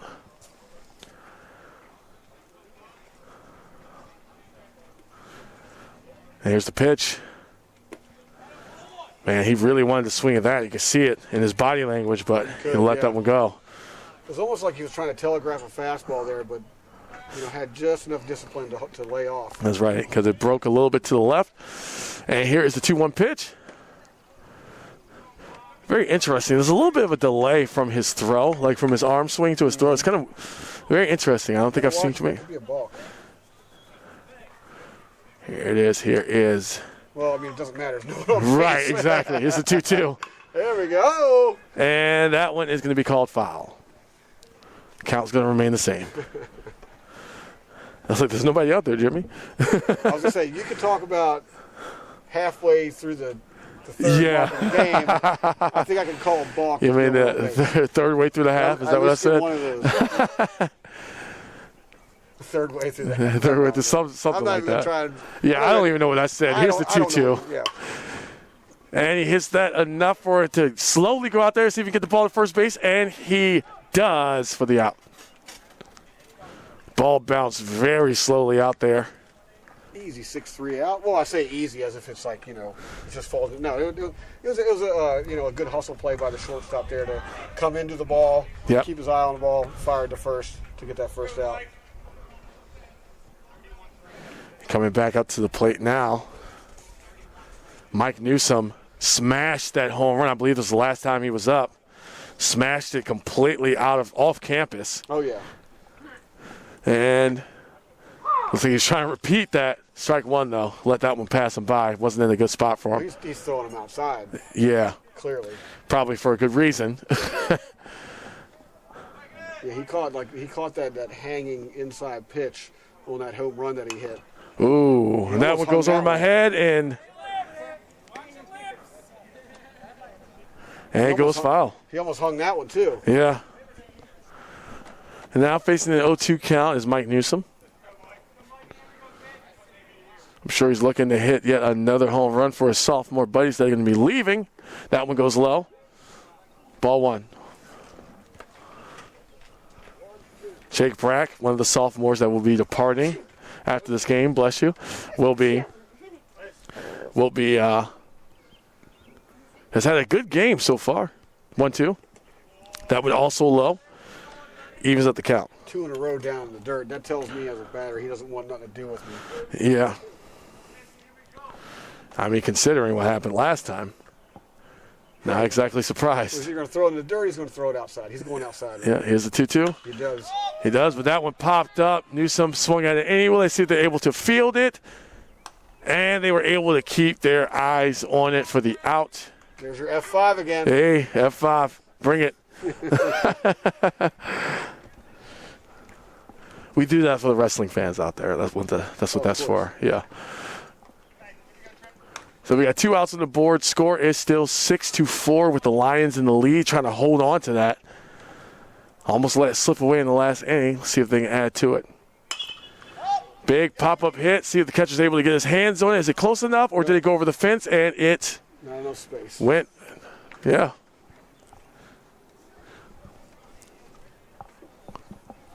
Jake Brock looking for a hit here in his final home game. It would be nice. He netted his first home run against this team. I mean, he's pitched a heck of a ball game so far, and I think a hit right here would be the icing on the cake. Yeah. What do you think? I 100% agree with you, Jimmy. It's a good way to send off one of the sophomore who's done so much for this team. This is actually his 3rd season with the team. Decided to stick around after the shortened season, thanks to COVID. And here's a 1-1 pitch. Got a big piece of that, but you can already tell he's not happy as it pops up and caught by the pitcher. And the score's going to remain the same. Did you call him the catcher? I did. I combined catcher and pitcher. Called me out on it. Score remains 4-6. Sides are going to switch, and we're going to start at the top of the 8th inning. Deacon Store and Jimmy Flame will be right back with the final 2 innings of the last home game of the season.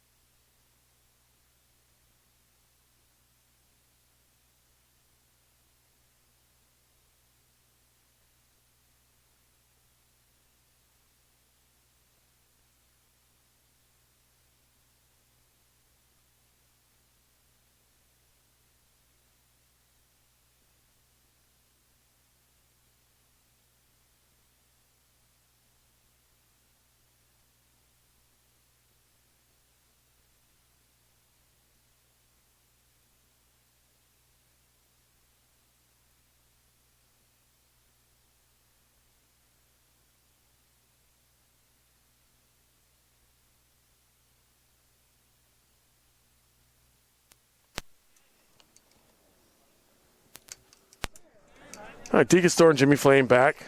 They got started a lot quicker than we thought they would. But it's already 1 strike on the board after you hit that last one foul. And here's the 0-1. You caught the catcher right there in the face. Oh, goodness. That's why they wear a mask. Strike two. Lenny Leonard. Yeah. Oh no, I was just gonna say. I mean, he's already knocked down 2 home runs today. Lenny Leonard. Lenny Leonard. Ball one. Is that what you were going to tell the people? That's all I was going to say. That's what you were going to say? I just he did fly out to left. There you go. See, that's something you got. I don't.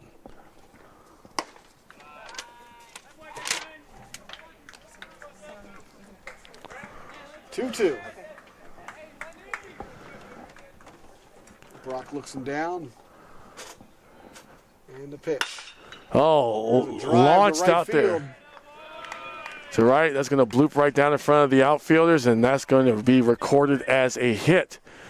That will be their 9th hit of the day, even though they are still down by 2 runs. Coming up to the plate now after him, E.J. Santana is back in.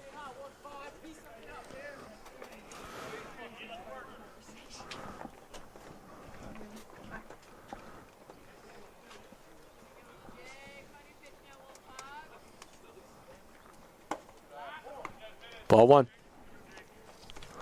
Santana came into this game a .253 hitter, and he hasn't done anything yet today. Well, if there was a time, it would be now. Right here at the top of the 8th. No, they're the other team. Hey, I mean, I got to report. I got to be biased here. I didn't say I wanted that to happen. I'm just saying that what could happen. Ball two. I was going to say, well, now he's got 2 balls, no strikes. Yeah. See, I like that. But I can't talk about it like that. All right, here's the 2-0 pitch. Right down the middle, strike one. Nice 2-seamer action right there. It's good count to throw that pitch as well. See what he's got here. Oh, he's running for second base, but that's going to bloop out to center field. And he is going to make it to third base from first. And now we have something we did not expect to see, the go-ahead run up at the plate. At least something we were hoping we wouldn't see. And there is going to be a meeting out there for Jake Brack.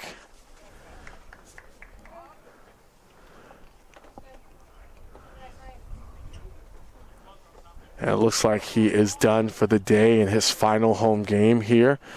Big hug by the manager, support by his team. He got us all the way to 8 innings, struck out several batters on the Anne Arundel Community College side. Jake Brock gets a standing ovation, and his teammates are coming out of the dugout to greet him on his way back in his final home game. He pitched a heck of a ball game. Yeah, you can see him as he's walking. That definitely wore on him, and he was ready to get out of there. As pitcher now is warming up. He finishes the game with. Whoops, miscounted my K's here. That's hilarious. Well, why are you getting that together? Kyle Hansel replacing him. Let's go ahead and read his line, so I gotta add it up real quick. Yeah. Kyle Hansel's going to be replacing them. They are doing some warm-up pitches before the next round of batters from the Anne Arundel side make their way over.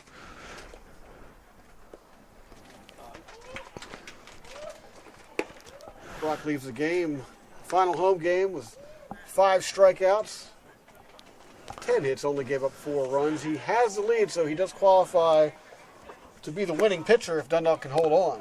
Well, let's hope they are able to do so.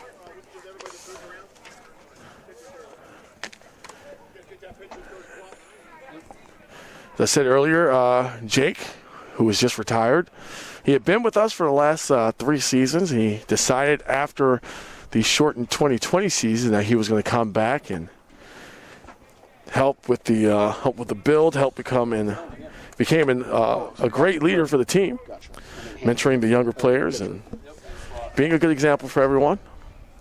And he's going to go ahead and finish, like you said, Jimmy, 5 strikeouts in the day. Mm-hmm. So Brock remains in the game. He's standing over there at third base, and Hansel's coming in to pitch. So they basically just switched them out, yep. It's going to be a bit of a relief for Jake. Big swing, big contact all the way out to center field. He's trying to run it down. And oh my goodness, the Lions' worst fear has come true. 3-run homer completely. Wait. No, that's a double. Oh, you got a double. Okay. I think they're going to call it a double. They're good.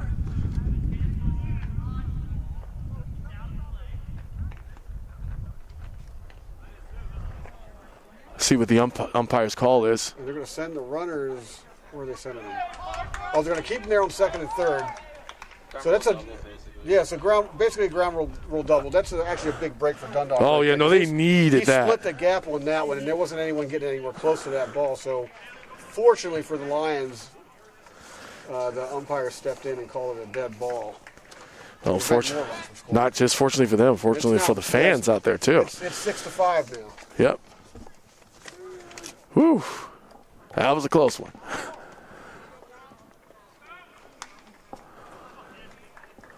So one man was able to come home. 1-run lead by the Lions. 2 men on base, no outs. Ball 2. Lions have been kind of coasting this whole game. Got ahead with a pretty big lead, 4-run lead earlier.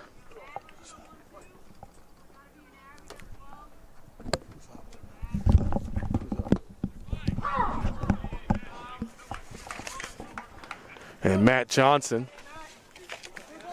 facing that 2-1 count.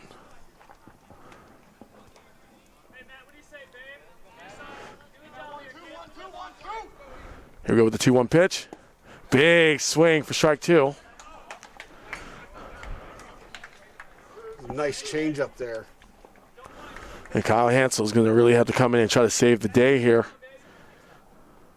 2-2 pitch. Big swing at it, strike 3. Able to retire the batter. Send him back to the dugout. And coming up next, it's going to be Daniel Yellen. Up for his second at bat on the day. He singled and scored in the 7th. So far he's having a good day. There's a pitch. Strike 1.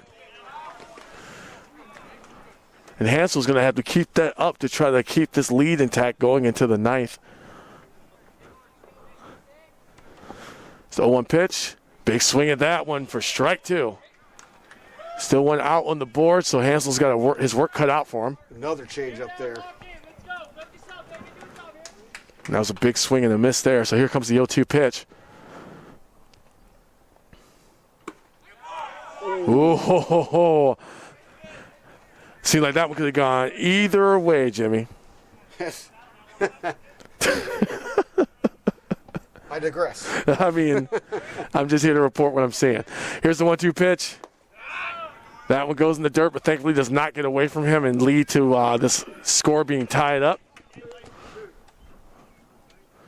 It's getting the final home game of the season.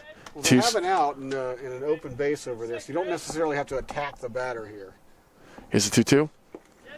And that's exactly what we did not want to happen. As now the score is tied up after that wild pitch. And there's still a full count on that board as that was a ball. Still a man on base over there on third in scoring position. And that's your go-ahead run with only 1 out on the board.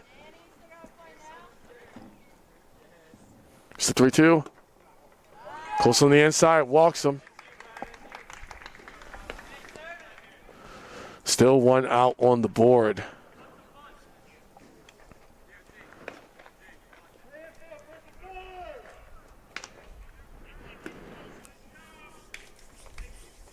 Lions trying desperately to hold on to this lead. Last home game of the season, they want to leave with a victory.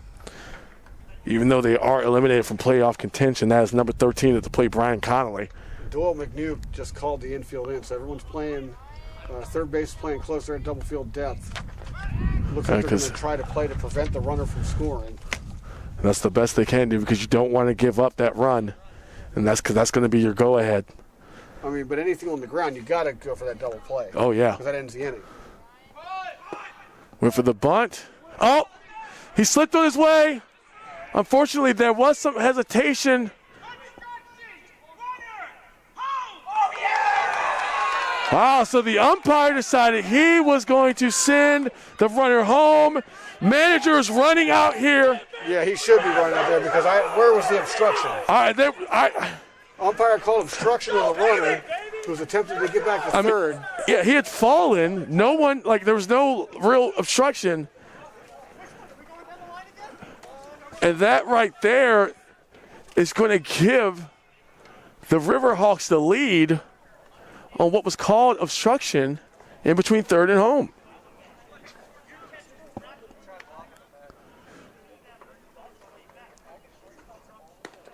So it sounds to me like what the umpire is trying to say is the catcher didn't immediately make an attempt to throw the ball. Mm-hmm. So therefore, the third baseman has to stay out of the runner's path until the ball is thrown. And unfortunately, he was not.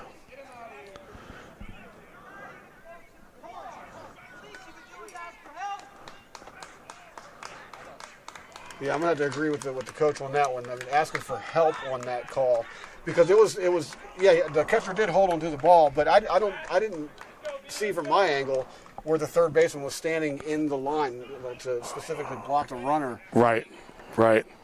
Before he threw the ball.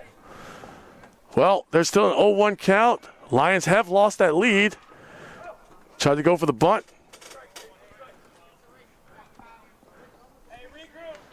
Did not get it. And speaking of that big break that the Lions had gotten earlier, looks like the Riverhawks were due for a break of their own. Here's the 0-2 pitch. It's going to be ball one.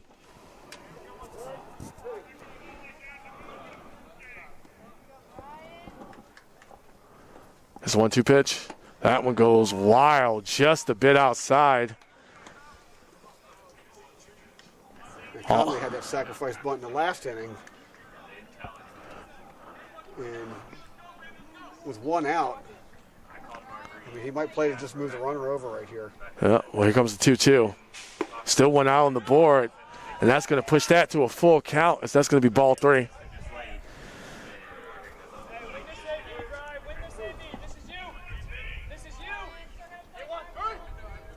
Here's 3-2. Going to make a run for second. Let's see if he's going to get there in time, and it looks like he is going to. He's going to make it. He is safe on the steal. Close play, but not close enough. Yep, that ball is just not being thrown far enough on these particular throws. It's just heading out to second base. Yeah, you got to get the ball up a little bit. I mean, one bounce is fine. Skipping across the field 2 or 3 times like that, runner's going to beat it almost every single time. It's going to be a no-go. Well, the last batter did get out. So now we got 2 outs on the board after that stolen base. And here's the first pitch from Hansel. It's going to be ball one. And that's Trip Templeton up at the plate. Here's the 1-0.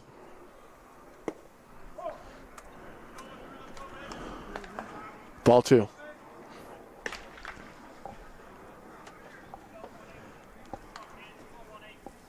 Thank you for calling out that last ball two. I'm still over here trying to figure out how to score that wild play. Here's a 2-0. It's going to hit that out. See who's going to be able to catch it. He does not get that. And that's going to send yet another runner home.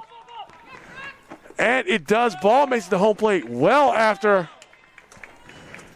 Daniel Yellen makes it across home plate. And a masterful hit out there to right field. Bloops it right over the second baseman, but then also in front of the outfielder. So pretty good aim there.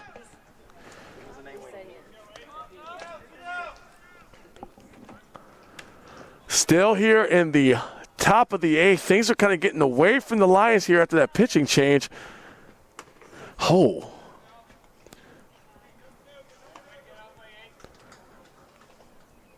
It's going to be ball one. Ball didn't make contact, but he definitely had to dive out of the way of that. That's number 8, Ian Adams, a freshman out of Severn, Maryland. By way of Old Mill High School. Here's the 1-0. Pops that one up high in the air towards center field. It is caught, and that ends and concludes the top of the 8th. We're going to go to the bottom of the 8th here, where the Lions are hoping that they can do something about the score. It's now 8-6 with the Riverhawks in the lead. Deacon Storm, Jimmy Flame, we'll be right back.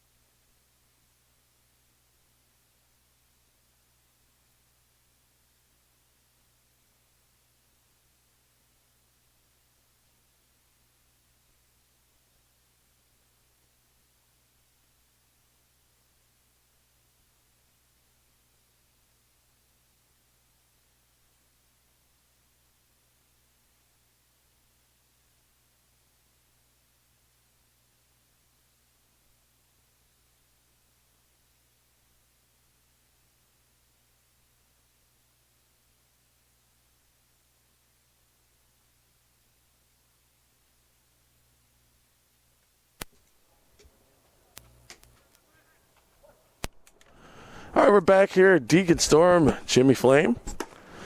Here at the bottom of the 8th, that's going to be a strike.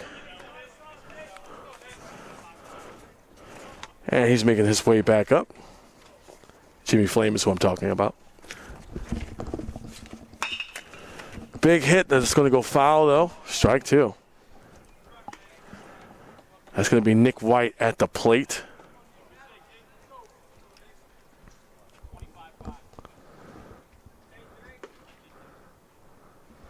Yeah, Nick White flew out to right in his last at bat, but he has scored a run in this game. 0-2, big swing. And a miss there. Strike 3. All right, so Ben Hall making his way back up again. See if he can make a difference in this 2-run deficit. He was hit by a pitch in his last at bat, and he's also scored a run in this game. Yeah, both teams very busy. A lot of offense. The game today. This is a pitch. Ball 1.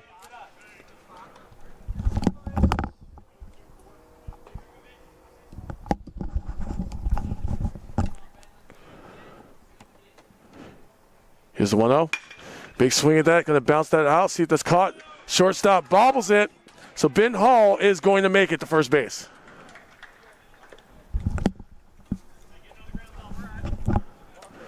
That's one of the very, very rare errors we've seen from the Riverhawks today.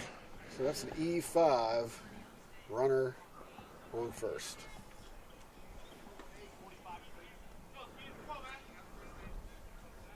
Saw a few F5s, now we saw an E5. Yeah.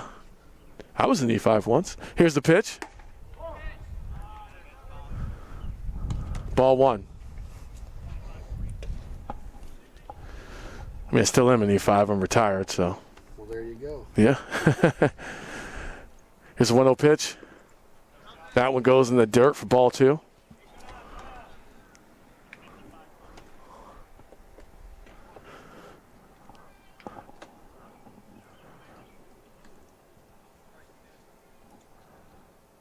Taking his time for the 2-0 pitch. That was going to be strike one. Thankfully, a man on first, tying run at the plate currently. Some tail in that two-seamer he just fired in there. See if he gets another one right here. 2-1 pitch, gets a piece of that one. And that's going to go ahead and roll out to left field. Grounder came at them a little too hot, not able to grab it. Yeah, he ripped that one down. Split the shortstop and the third baseman. For an easy signal. For an easy signal. I can't talk today. I mean, I knew what you meant. Well, the people watching on YouTube might not. Yeah. What's a signal? It's a signal. Just for the record. Good call on that one, Jimmy. I like it. I like it. 2 men on base here, 1 out on the board. Here's the first pitch. It's a go-ahead run currently at the plate. And that's going to be number 14, Joseph Rodriguez. He's making his way back up. Threw that slider just a little bit outside.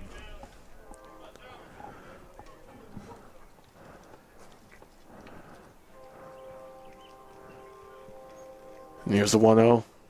That one's all the way in the dirt, and looks like these runners are going to advance.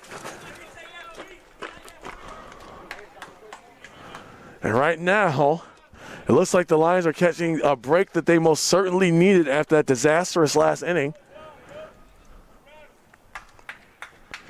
where their lead completely evaporated and went away. The hitters count here all the way. You got runners on second and third. 2 balls, no strikes. And only 1 out. Play this right, maybe it'll bring them home. Definitely doesn't want to load them, so I'm looking for a fastball right here. One of those two-seamers with the tail end on it. Big solid hit to center left. Thinking they would get it. It bounces on the floor. And right now, it looks like we are looking at, ladies and gentlemen, a tie game. As both Cheney Skeens and Ben Hall are able to cross home plate after that huge hit. That right there, ladies and gentlemen, is baseball. Right there. We are tied back up here at the bottom of the 8th. He takes a 2-0 count and just rips it out there to left on a liner. Scores 2 runs, 8-8. All of a sudden, it's a new ball game once again. Here we go. Back at 0, basically. Scores 8-8, though. Tried to catch him at first base, and he's safe.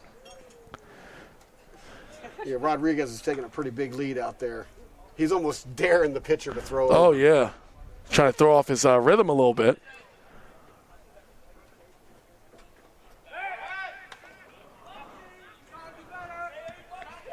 Throws again, perhaps to remind him that he's looking.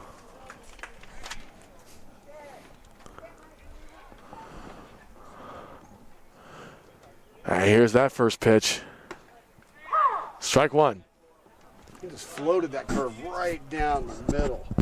Just caught him looking with that one. That's a good pitch to take, though.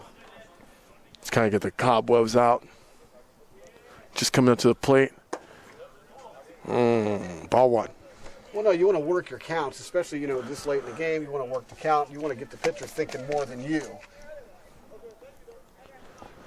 So as tasty as those big curveballs and as hanging curveballs look on a first pitch, that's a good take.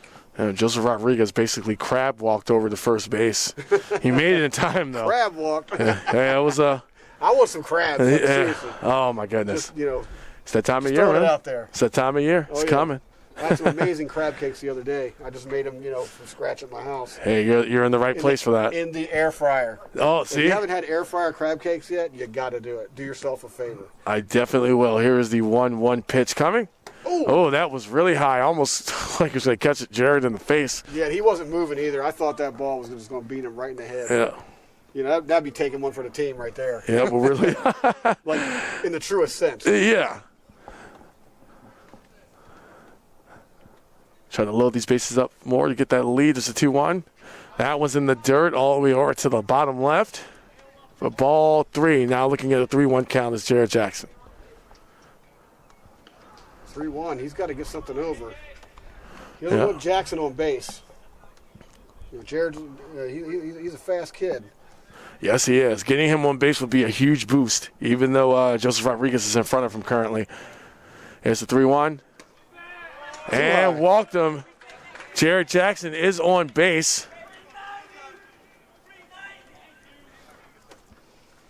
And now coming, ladies and gentlemen. And now coming up to the plate, Doyle McNeil.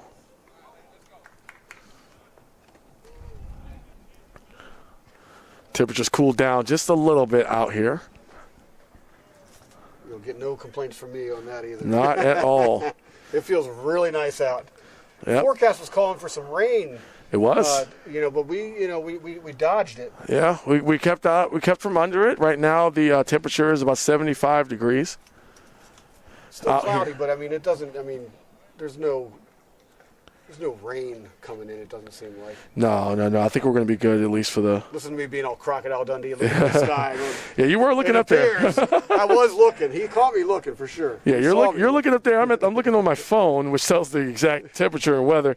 Right. Yeah, humidity is 69% right now, and there is still a 10% chance of rain.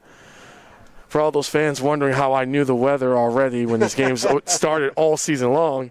Right. Thank you, Apple, for your weather updates. I appreciate it. Looks like we have a pitcher change. Yes, we do. And that's going to be that's number 10 on the Riverhawks side, Lenny Lerner. We can figure it out on our own. Yeah. Number 10. Lenny Lerner. Yeah, it's Lenny Lerner. I gotta tell you, that's a baseball player name right there. It Lenny actually Lerner. is. I can see it on a baseball card, So I think it would behoove him to at least give baseball at the next level. Just have somebody, maybe Carla, take a picture for him, send it to him through email or Twitter or something, and we help the guy out. I mean, he already knocked 2 of them out of the park here, so. Right. But I think I'll only suggest that if we win. We lose, we're just going to go. We're going to take it back if yep, and pulls it off. Yep, and they're going to get their practice pitches in. And we're just going to riff with you for a while because it makes no sense to take a break. Day. We can, for the late listeners, we can tell them a little bit about the 2 sophomores graduating. That is very true. And our lovely statistician here is giving us an update. So Templeton to third base, Jones to first base, and Lenny Lerner on the mound. That's right. And that's on the Riverhawks side. You might want to take a little note of that if you can. But yeah, well, I got it. I'm good. So Jake Brock has been with the program the last 3 seasons. And after a shortened 2020 season, he made a decision to come back and continue helping to help build the program. And since that moment, he has been the ultimate leader, helping to mentor the younger players and be an example of how things are done around here. Throughout this season, Jake has been one of the most consistent and versatile players, appearing in almost every game as either a first, second, or third baseman, and as a pitcher, and as today as a pitcher. And he's, moved over to third after a great outing. And on March 20th at Anne Arundel Community College, Jake enjoyed his first career home run. He's going to finish his time here at CCBC Dundalk with a degree in general studies and already has a job lined up to join the Port of Baltimore as a longshoreman. That's right. And we're going to get back to the sophomores in a second as Doyle McNeil is up to bat. It's the first pitch, and that's going to be a strike. Of course, Nate Griffin, the other sophomore who will be departing, he's going to be heading over to Division III, Newman University, located up in Philadelphia, Pennsylvania. And he came here in the spring of 2020 and has been the top pitcher on the squad ever since. Oh! Right back at us. Well, heads up. Thank goodness that gate's there. Right. There's a reason for everything, right? Yeah. Well, there's a reason why this cage is right in front of us. And it's not just the camera. It's not just the camera. It's not just the camera. Yeah. It's not just a lovely camera. It's our beautiful faces.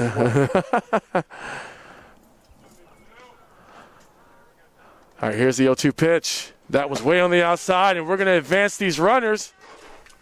After the wild pitch, they're going to stop on second and third. That one sailed. And I'll tell you what, advancing those runners changes the entire dynamic of this next pitch. It really does. Even though it is, a 2-strike count here with just a single ball, with runners on second and third. Well, basically, a hit's going to guarantee a victory here. What? It's not a victory. Hey, I'm being hopeful, man. Okay. You just yelled at me for being unbiased. I don't want you to jinx it. All right, here's the 1-2 pitch. Will give us the lead. That's what I'm hoping for. There we go. Got a piece of it on the bottom, able to catch that. He's not going to get him. And he's not going to get him in time, so now these bases are loaded.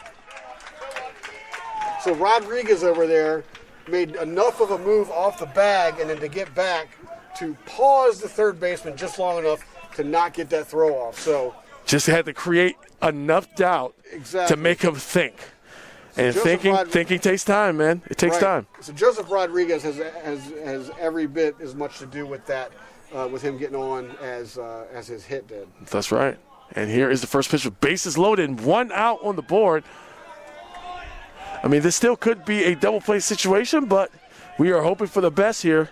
1 out on the board. Yeah, expect some low pitches here, but batter should be looking for that as well. Here's the 1-0.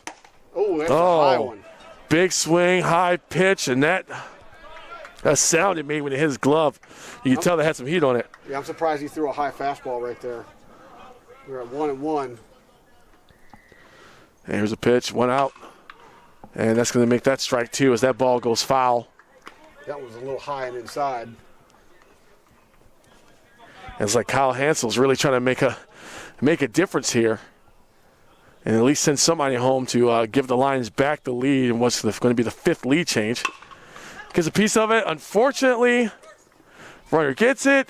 And even worse, double play at home and at first saves the game for the Riverhawks. Score still 8-8. We're going to take a much-needed break. We'll be right back at the top of the 9th.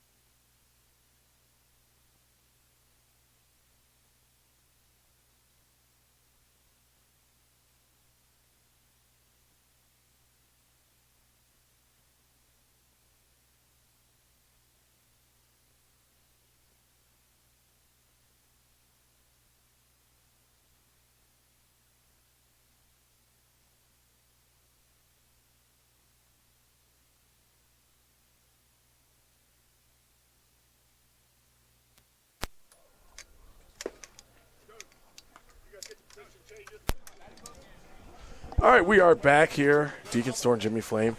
That much-needed break ended up being very short because we wanted to talk about Nate Griffin. Sophomore day. That's right. Got to get them all in. That's right. Nate Griffin, he transferred to the CCBC Dundalk in the spring of 2020. He's been the top pitcher on the squad ever since. His work ethic is unmatched, and his desire to compete at a high level has driven him to be one of the best pitchers in the country. This season, Nate currently leads Region 20 Division II with 6 complete games, and he is 3rd in total innings with 64 innings pitched. In his career here at CCBC Dundalk, Nate has pitched 80 innings and recorded 75 strikeouts. In the fall of 2021, Nate is set to move on from CCBC Dundalk and attend Division III Newman University located up in Philadelphia, which I mentioned earlier. And he's going to pitch there for the Knights and continue his academics studying sports management. So a big congratulations to the sophomores that are going to be moving on from CCBC Dundalk, Jake Brack and Nate Griffin. And we're still sitting here waiting. We got a new pitcher. We got a new pitcher out there. Newsom's coming over to pitch. Brock goes to first base, and Hansel over to third. Well, there you go. There you have it. Thank you so much, Jimmy. And coming up to the plate for the Riverhawks, it's going to be John Alderman back out there for a little bit more. How did he do last time he was up, Jimmy? I know you're looking for it. Alderman, he flew out to third. That was the old F5. Yeah, my favorite. Here's the first pitch. Ball 1. Now, of course, 1 second. It's a 1-0. Gets a piece of that. Sends that out to the second baseman who throws it to first, and that is the first out. So if the Lions are able to hold on here and, of course, score at all. Oh, we can see a walk-off. That's it. That's going to be our walk-off. And we're going to celebrate here on Sophomore Day with a victory. It's what we all want here.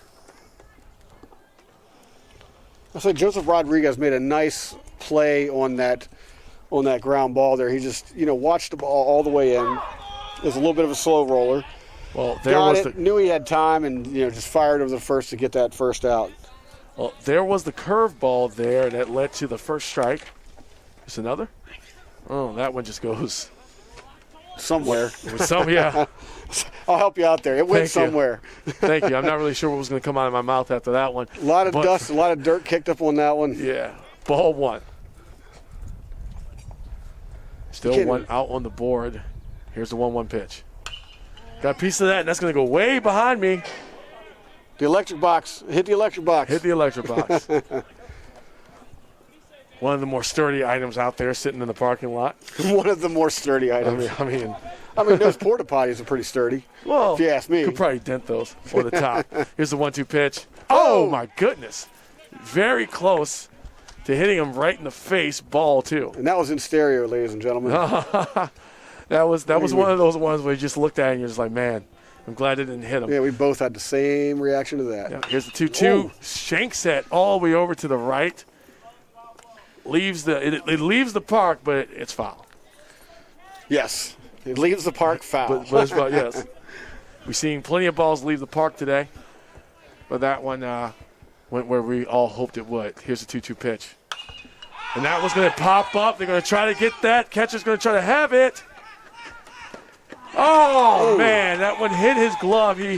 That one was really hard to keep an eye on. Like, if you could see where he was going, he was basically stutter stepping back and forth, left and right.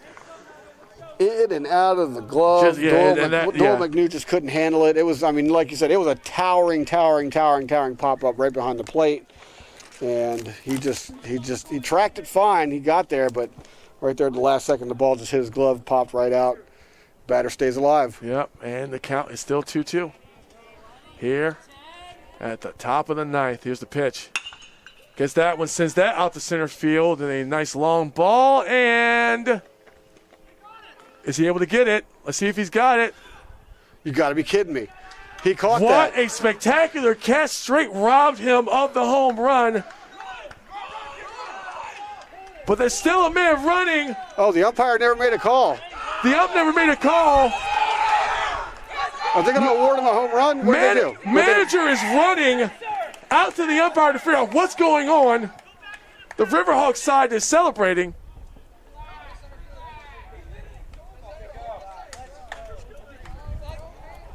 We're still waiting on an official call. Well, it looked like the outfielder, the center fielder, had caught that at the wall. That's what it appeared to us, but, that's a long ways out there. That is a long ways out.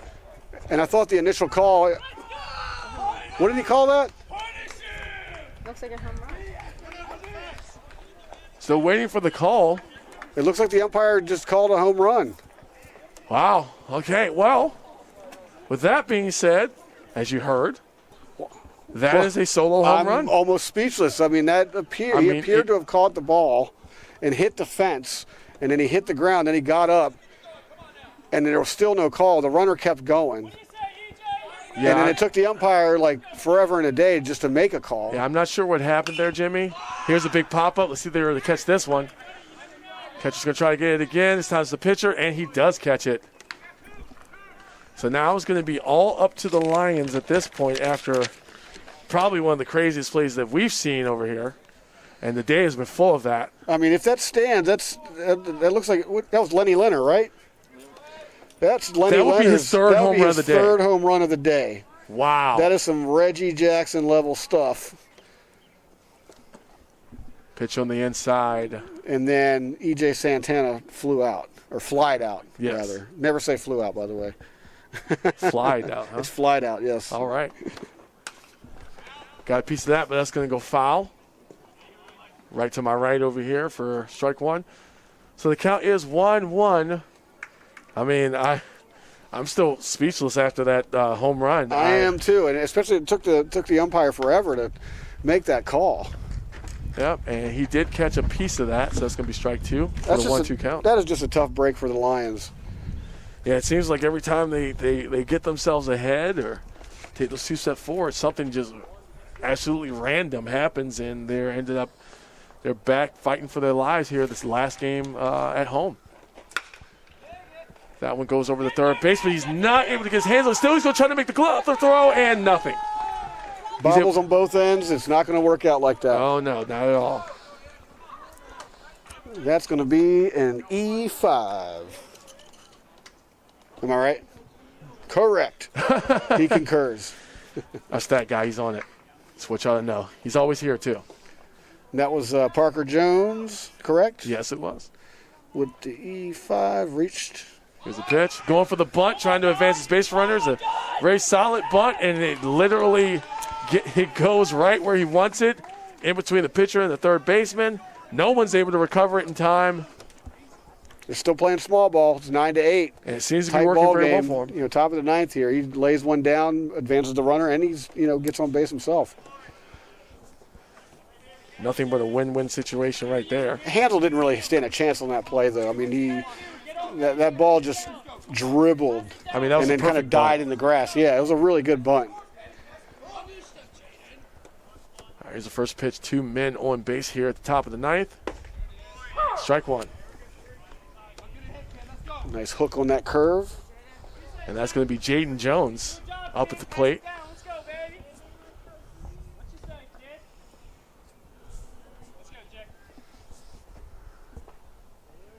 Here's the 0-1.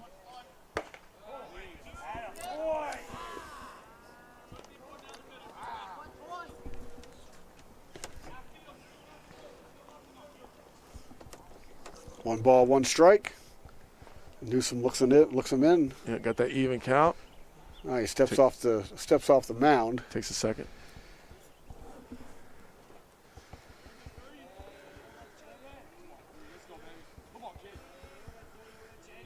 Here comes the 1-1 pitch for 2 outs. And 2 men on base. That's going to be ball 2. I wonder if Newsom stepped off the mound because he missed the signal. Could be a possibility. Got a new one when he came back up. Here's the 2-1 pitch. Wow. Strike 2. There's that big hooking curveball. Kind of lobbed that in there almost. Mm-hmm.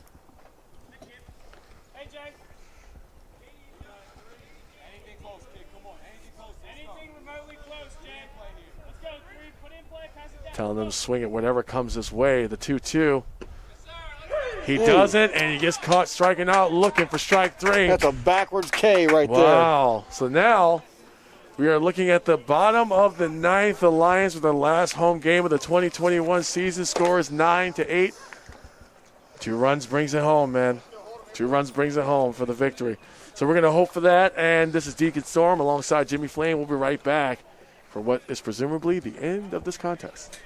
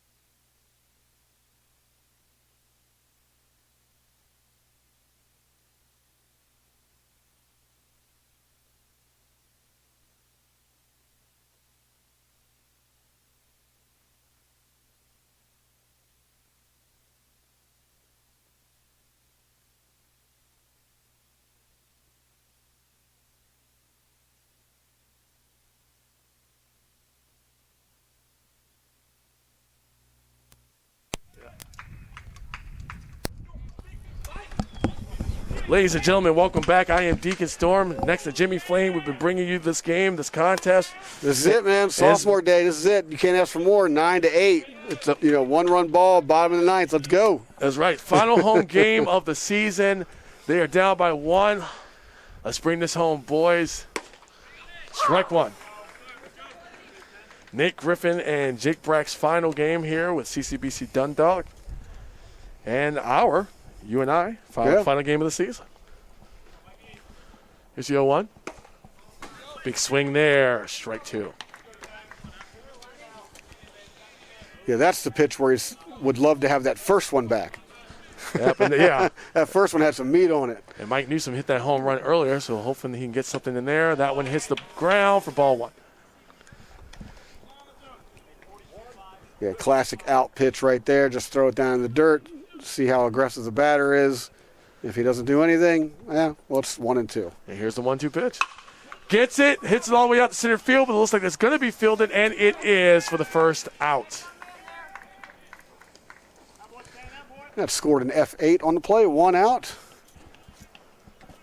They got 2 outs left in their final home game of the season. Yep, and speaking of Jake Brack, speaking of final games, this is his last game, his last at-bat. And hopefully he could send it out and tie this game at least. Here's the first pitch. All the way in the dirt for ball 1.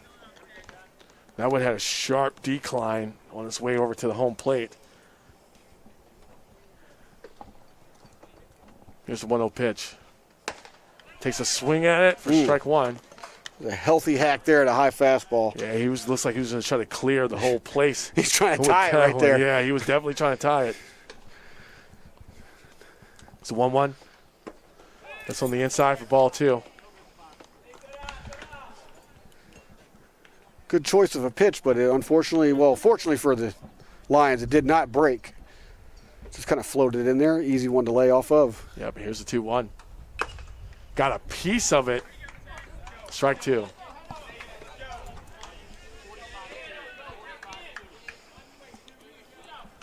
Here we go with the 2-2 even count for Jake Brack in his final home game with CCBC Dundalk.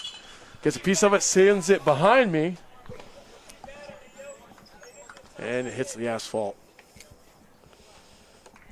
Count's going to remain the same.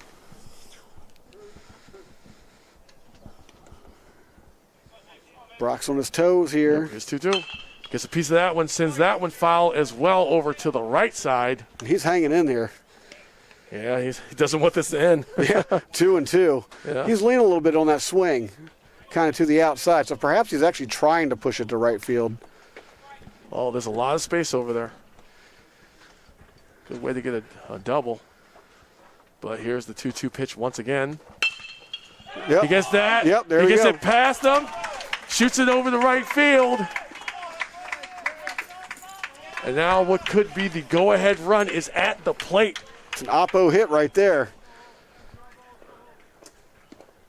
Brock just waited and waited, fouled off a bunch of good pitches, and caught up to one and took a little step back, poked it right there, past the second baseman. He's on first, 1 out. Yep. And Nick White makes his way up. He's going to give this one a shot. Here's the pitch.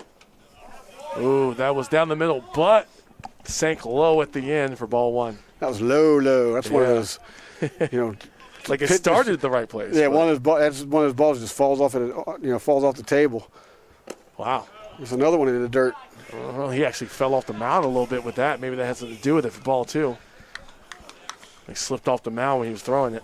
Nick White came into this game batting .271. He's a solid hitter, so they're definitely being careful with him right here with the tying run on first.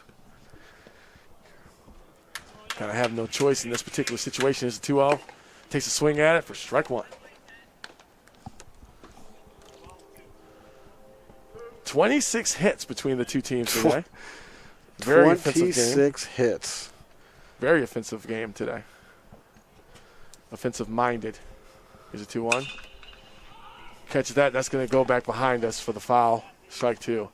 Now, we happened to look at the footage of what happened earlier, that home run that we thought was caught, and then there was a lot of dispute. Turns out There was a lot of good acting out there. There was some great acting out there because that cleared the fence. But the center fielder convinced all of us otherwise. Yeah, and everyone there but is the umps. strike 3. Nick White is done. So it comes down to Ben Hall. Yep, comes down to Ben Hall. He scored twice in this game. He reached on a walk, and he was hit by a pitch. So maybe he can keep the motif going somehow and get on base. Hopefully, because that would be a good thing for the Lions at this point. He right back at us. takes a piece of it. You saw the ball fly past the screen. It was very close. But we are still here. If Ben Hall is able to make base. You got the tying run on first base. Cheney Schemes will be up right after him. Got that out, and that Might do looks it. like that is going to be it. And the season is over for the Dundalk Lions, losing a heartbreaker 9-8. Had about, by my count, and I may have lost count, about 7 lead changes. I think you're right. It was. It's a lot of lead changes as Anne Arundel Community College, they're able to get away with this one. I mean, there was a lot going on, Jimmy. Oh yeah. Another nail biter. They won the last game. 7-6? This one 9-8. I mean, this could have gone either all game long. It was a seesaw battle. It could have gone either way, and you really got. I mean, we'd be remiss not to talk about Lenny Leonard a little bit here. Yeah. He hit 3 home runs, 3 like legit bombs out of here. Yes. In this game, Unheard of. Very impressive at any level of baseball. Absolutely. 3 home runs, and then Jake Brock gets 5 strikeouts in the game as well. Not going to pick up the win, though. Of course not. Right. No one on the Dundalk Lions is picking up the win today, but we did see a very exciting offensive ball game with 26 hits, 17 runs. And it was just a real treat to be here to see this, to be a part of this. And I hope you all season-ending home game. I hope you all stuck around with us. The Lions are going to finish here at home 7-23 overall. So that's going to be how they pick that up. And I think, Jimmy, we are done here.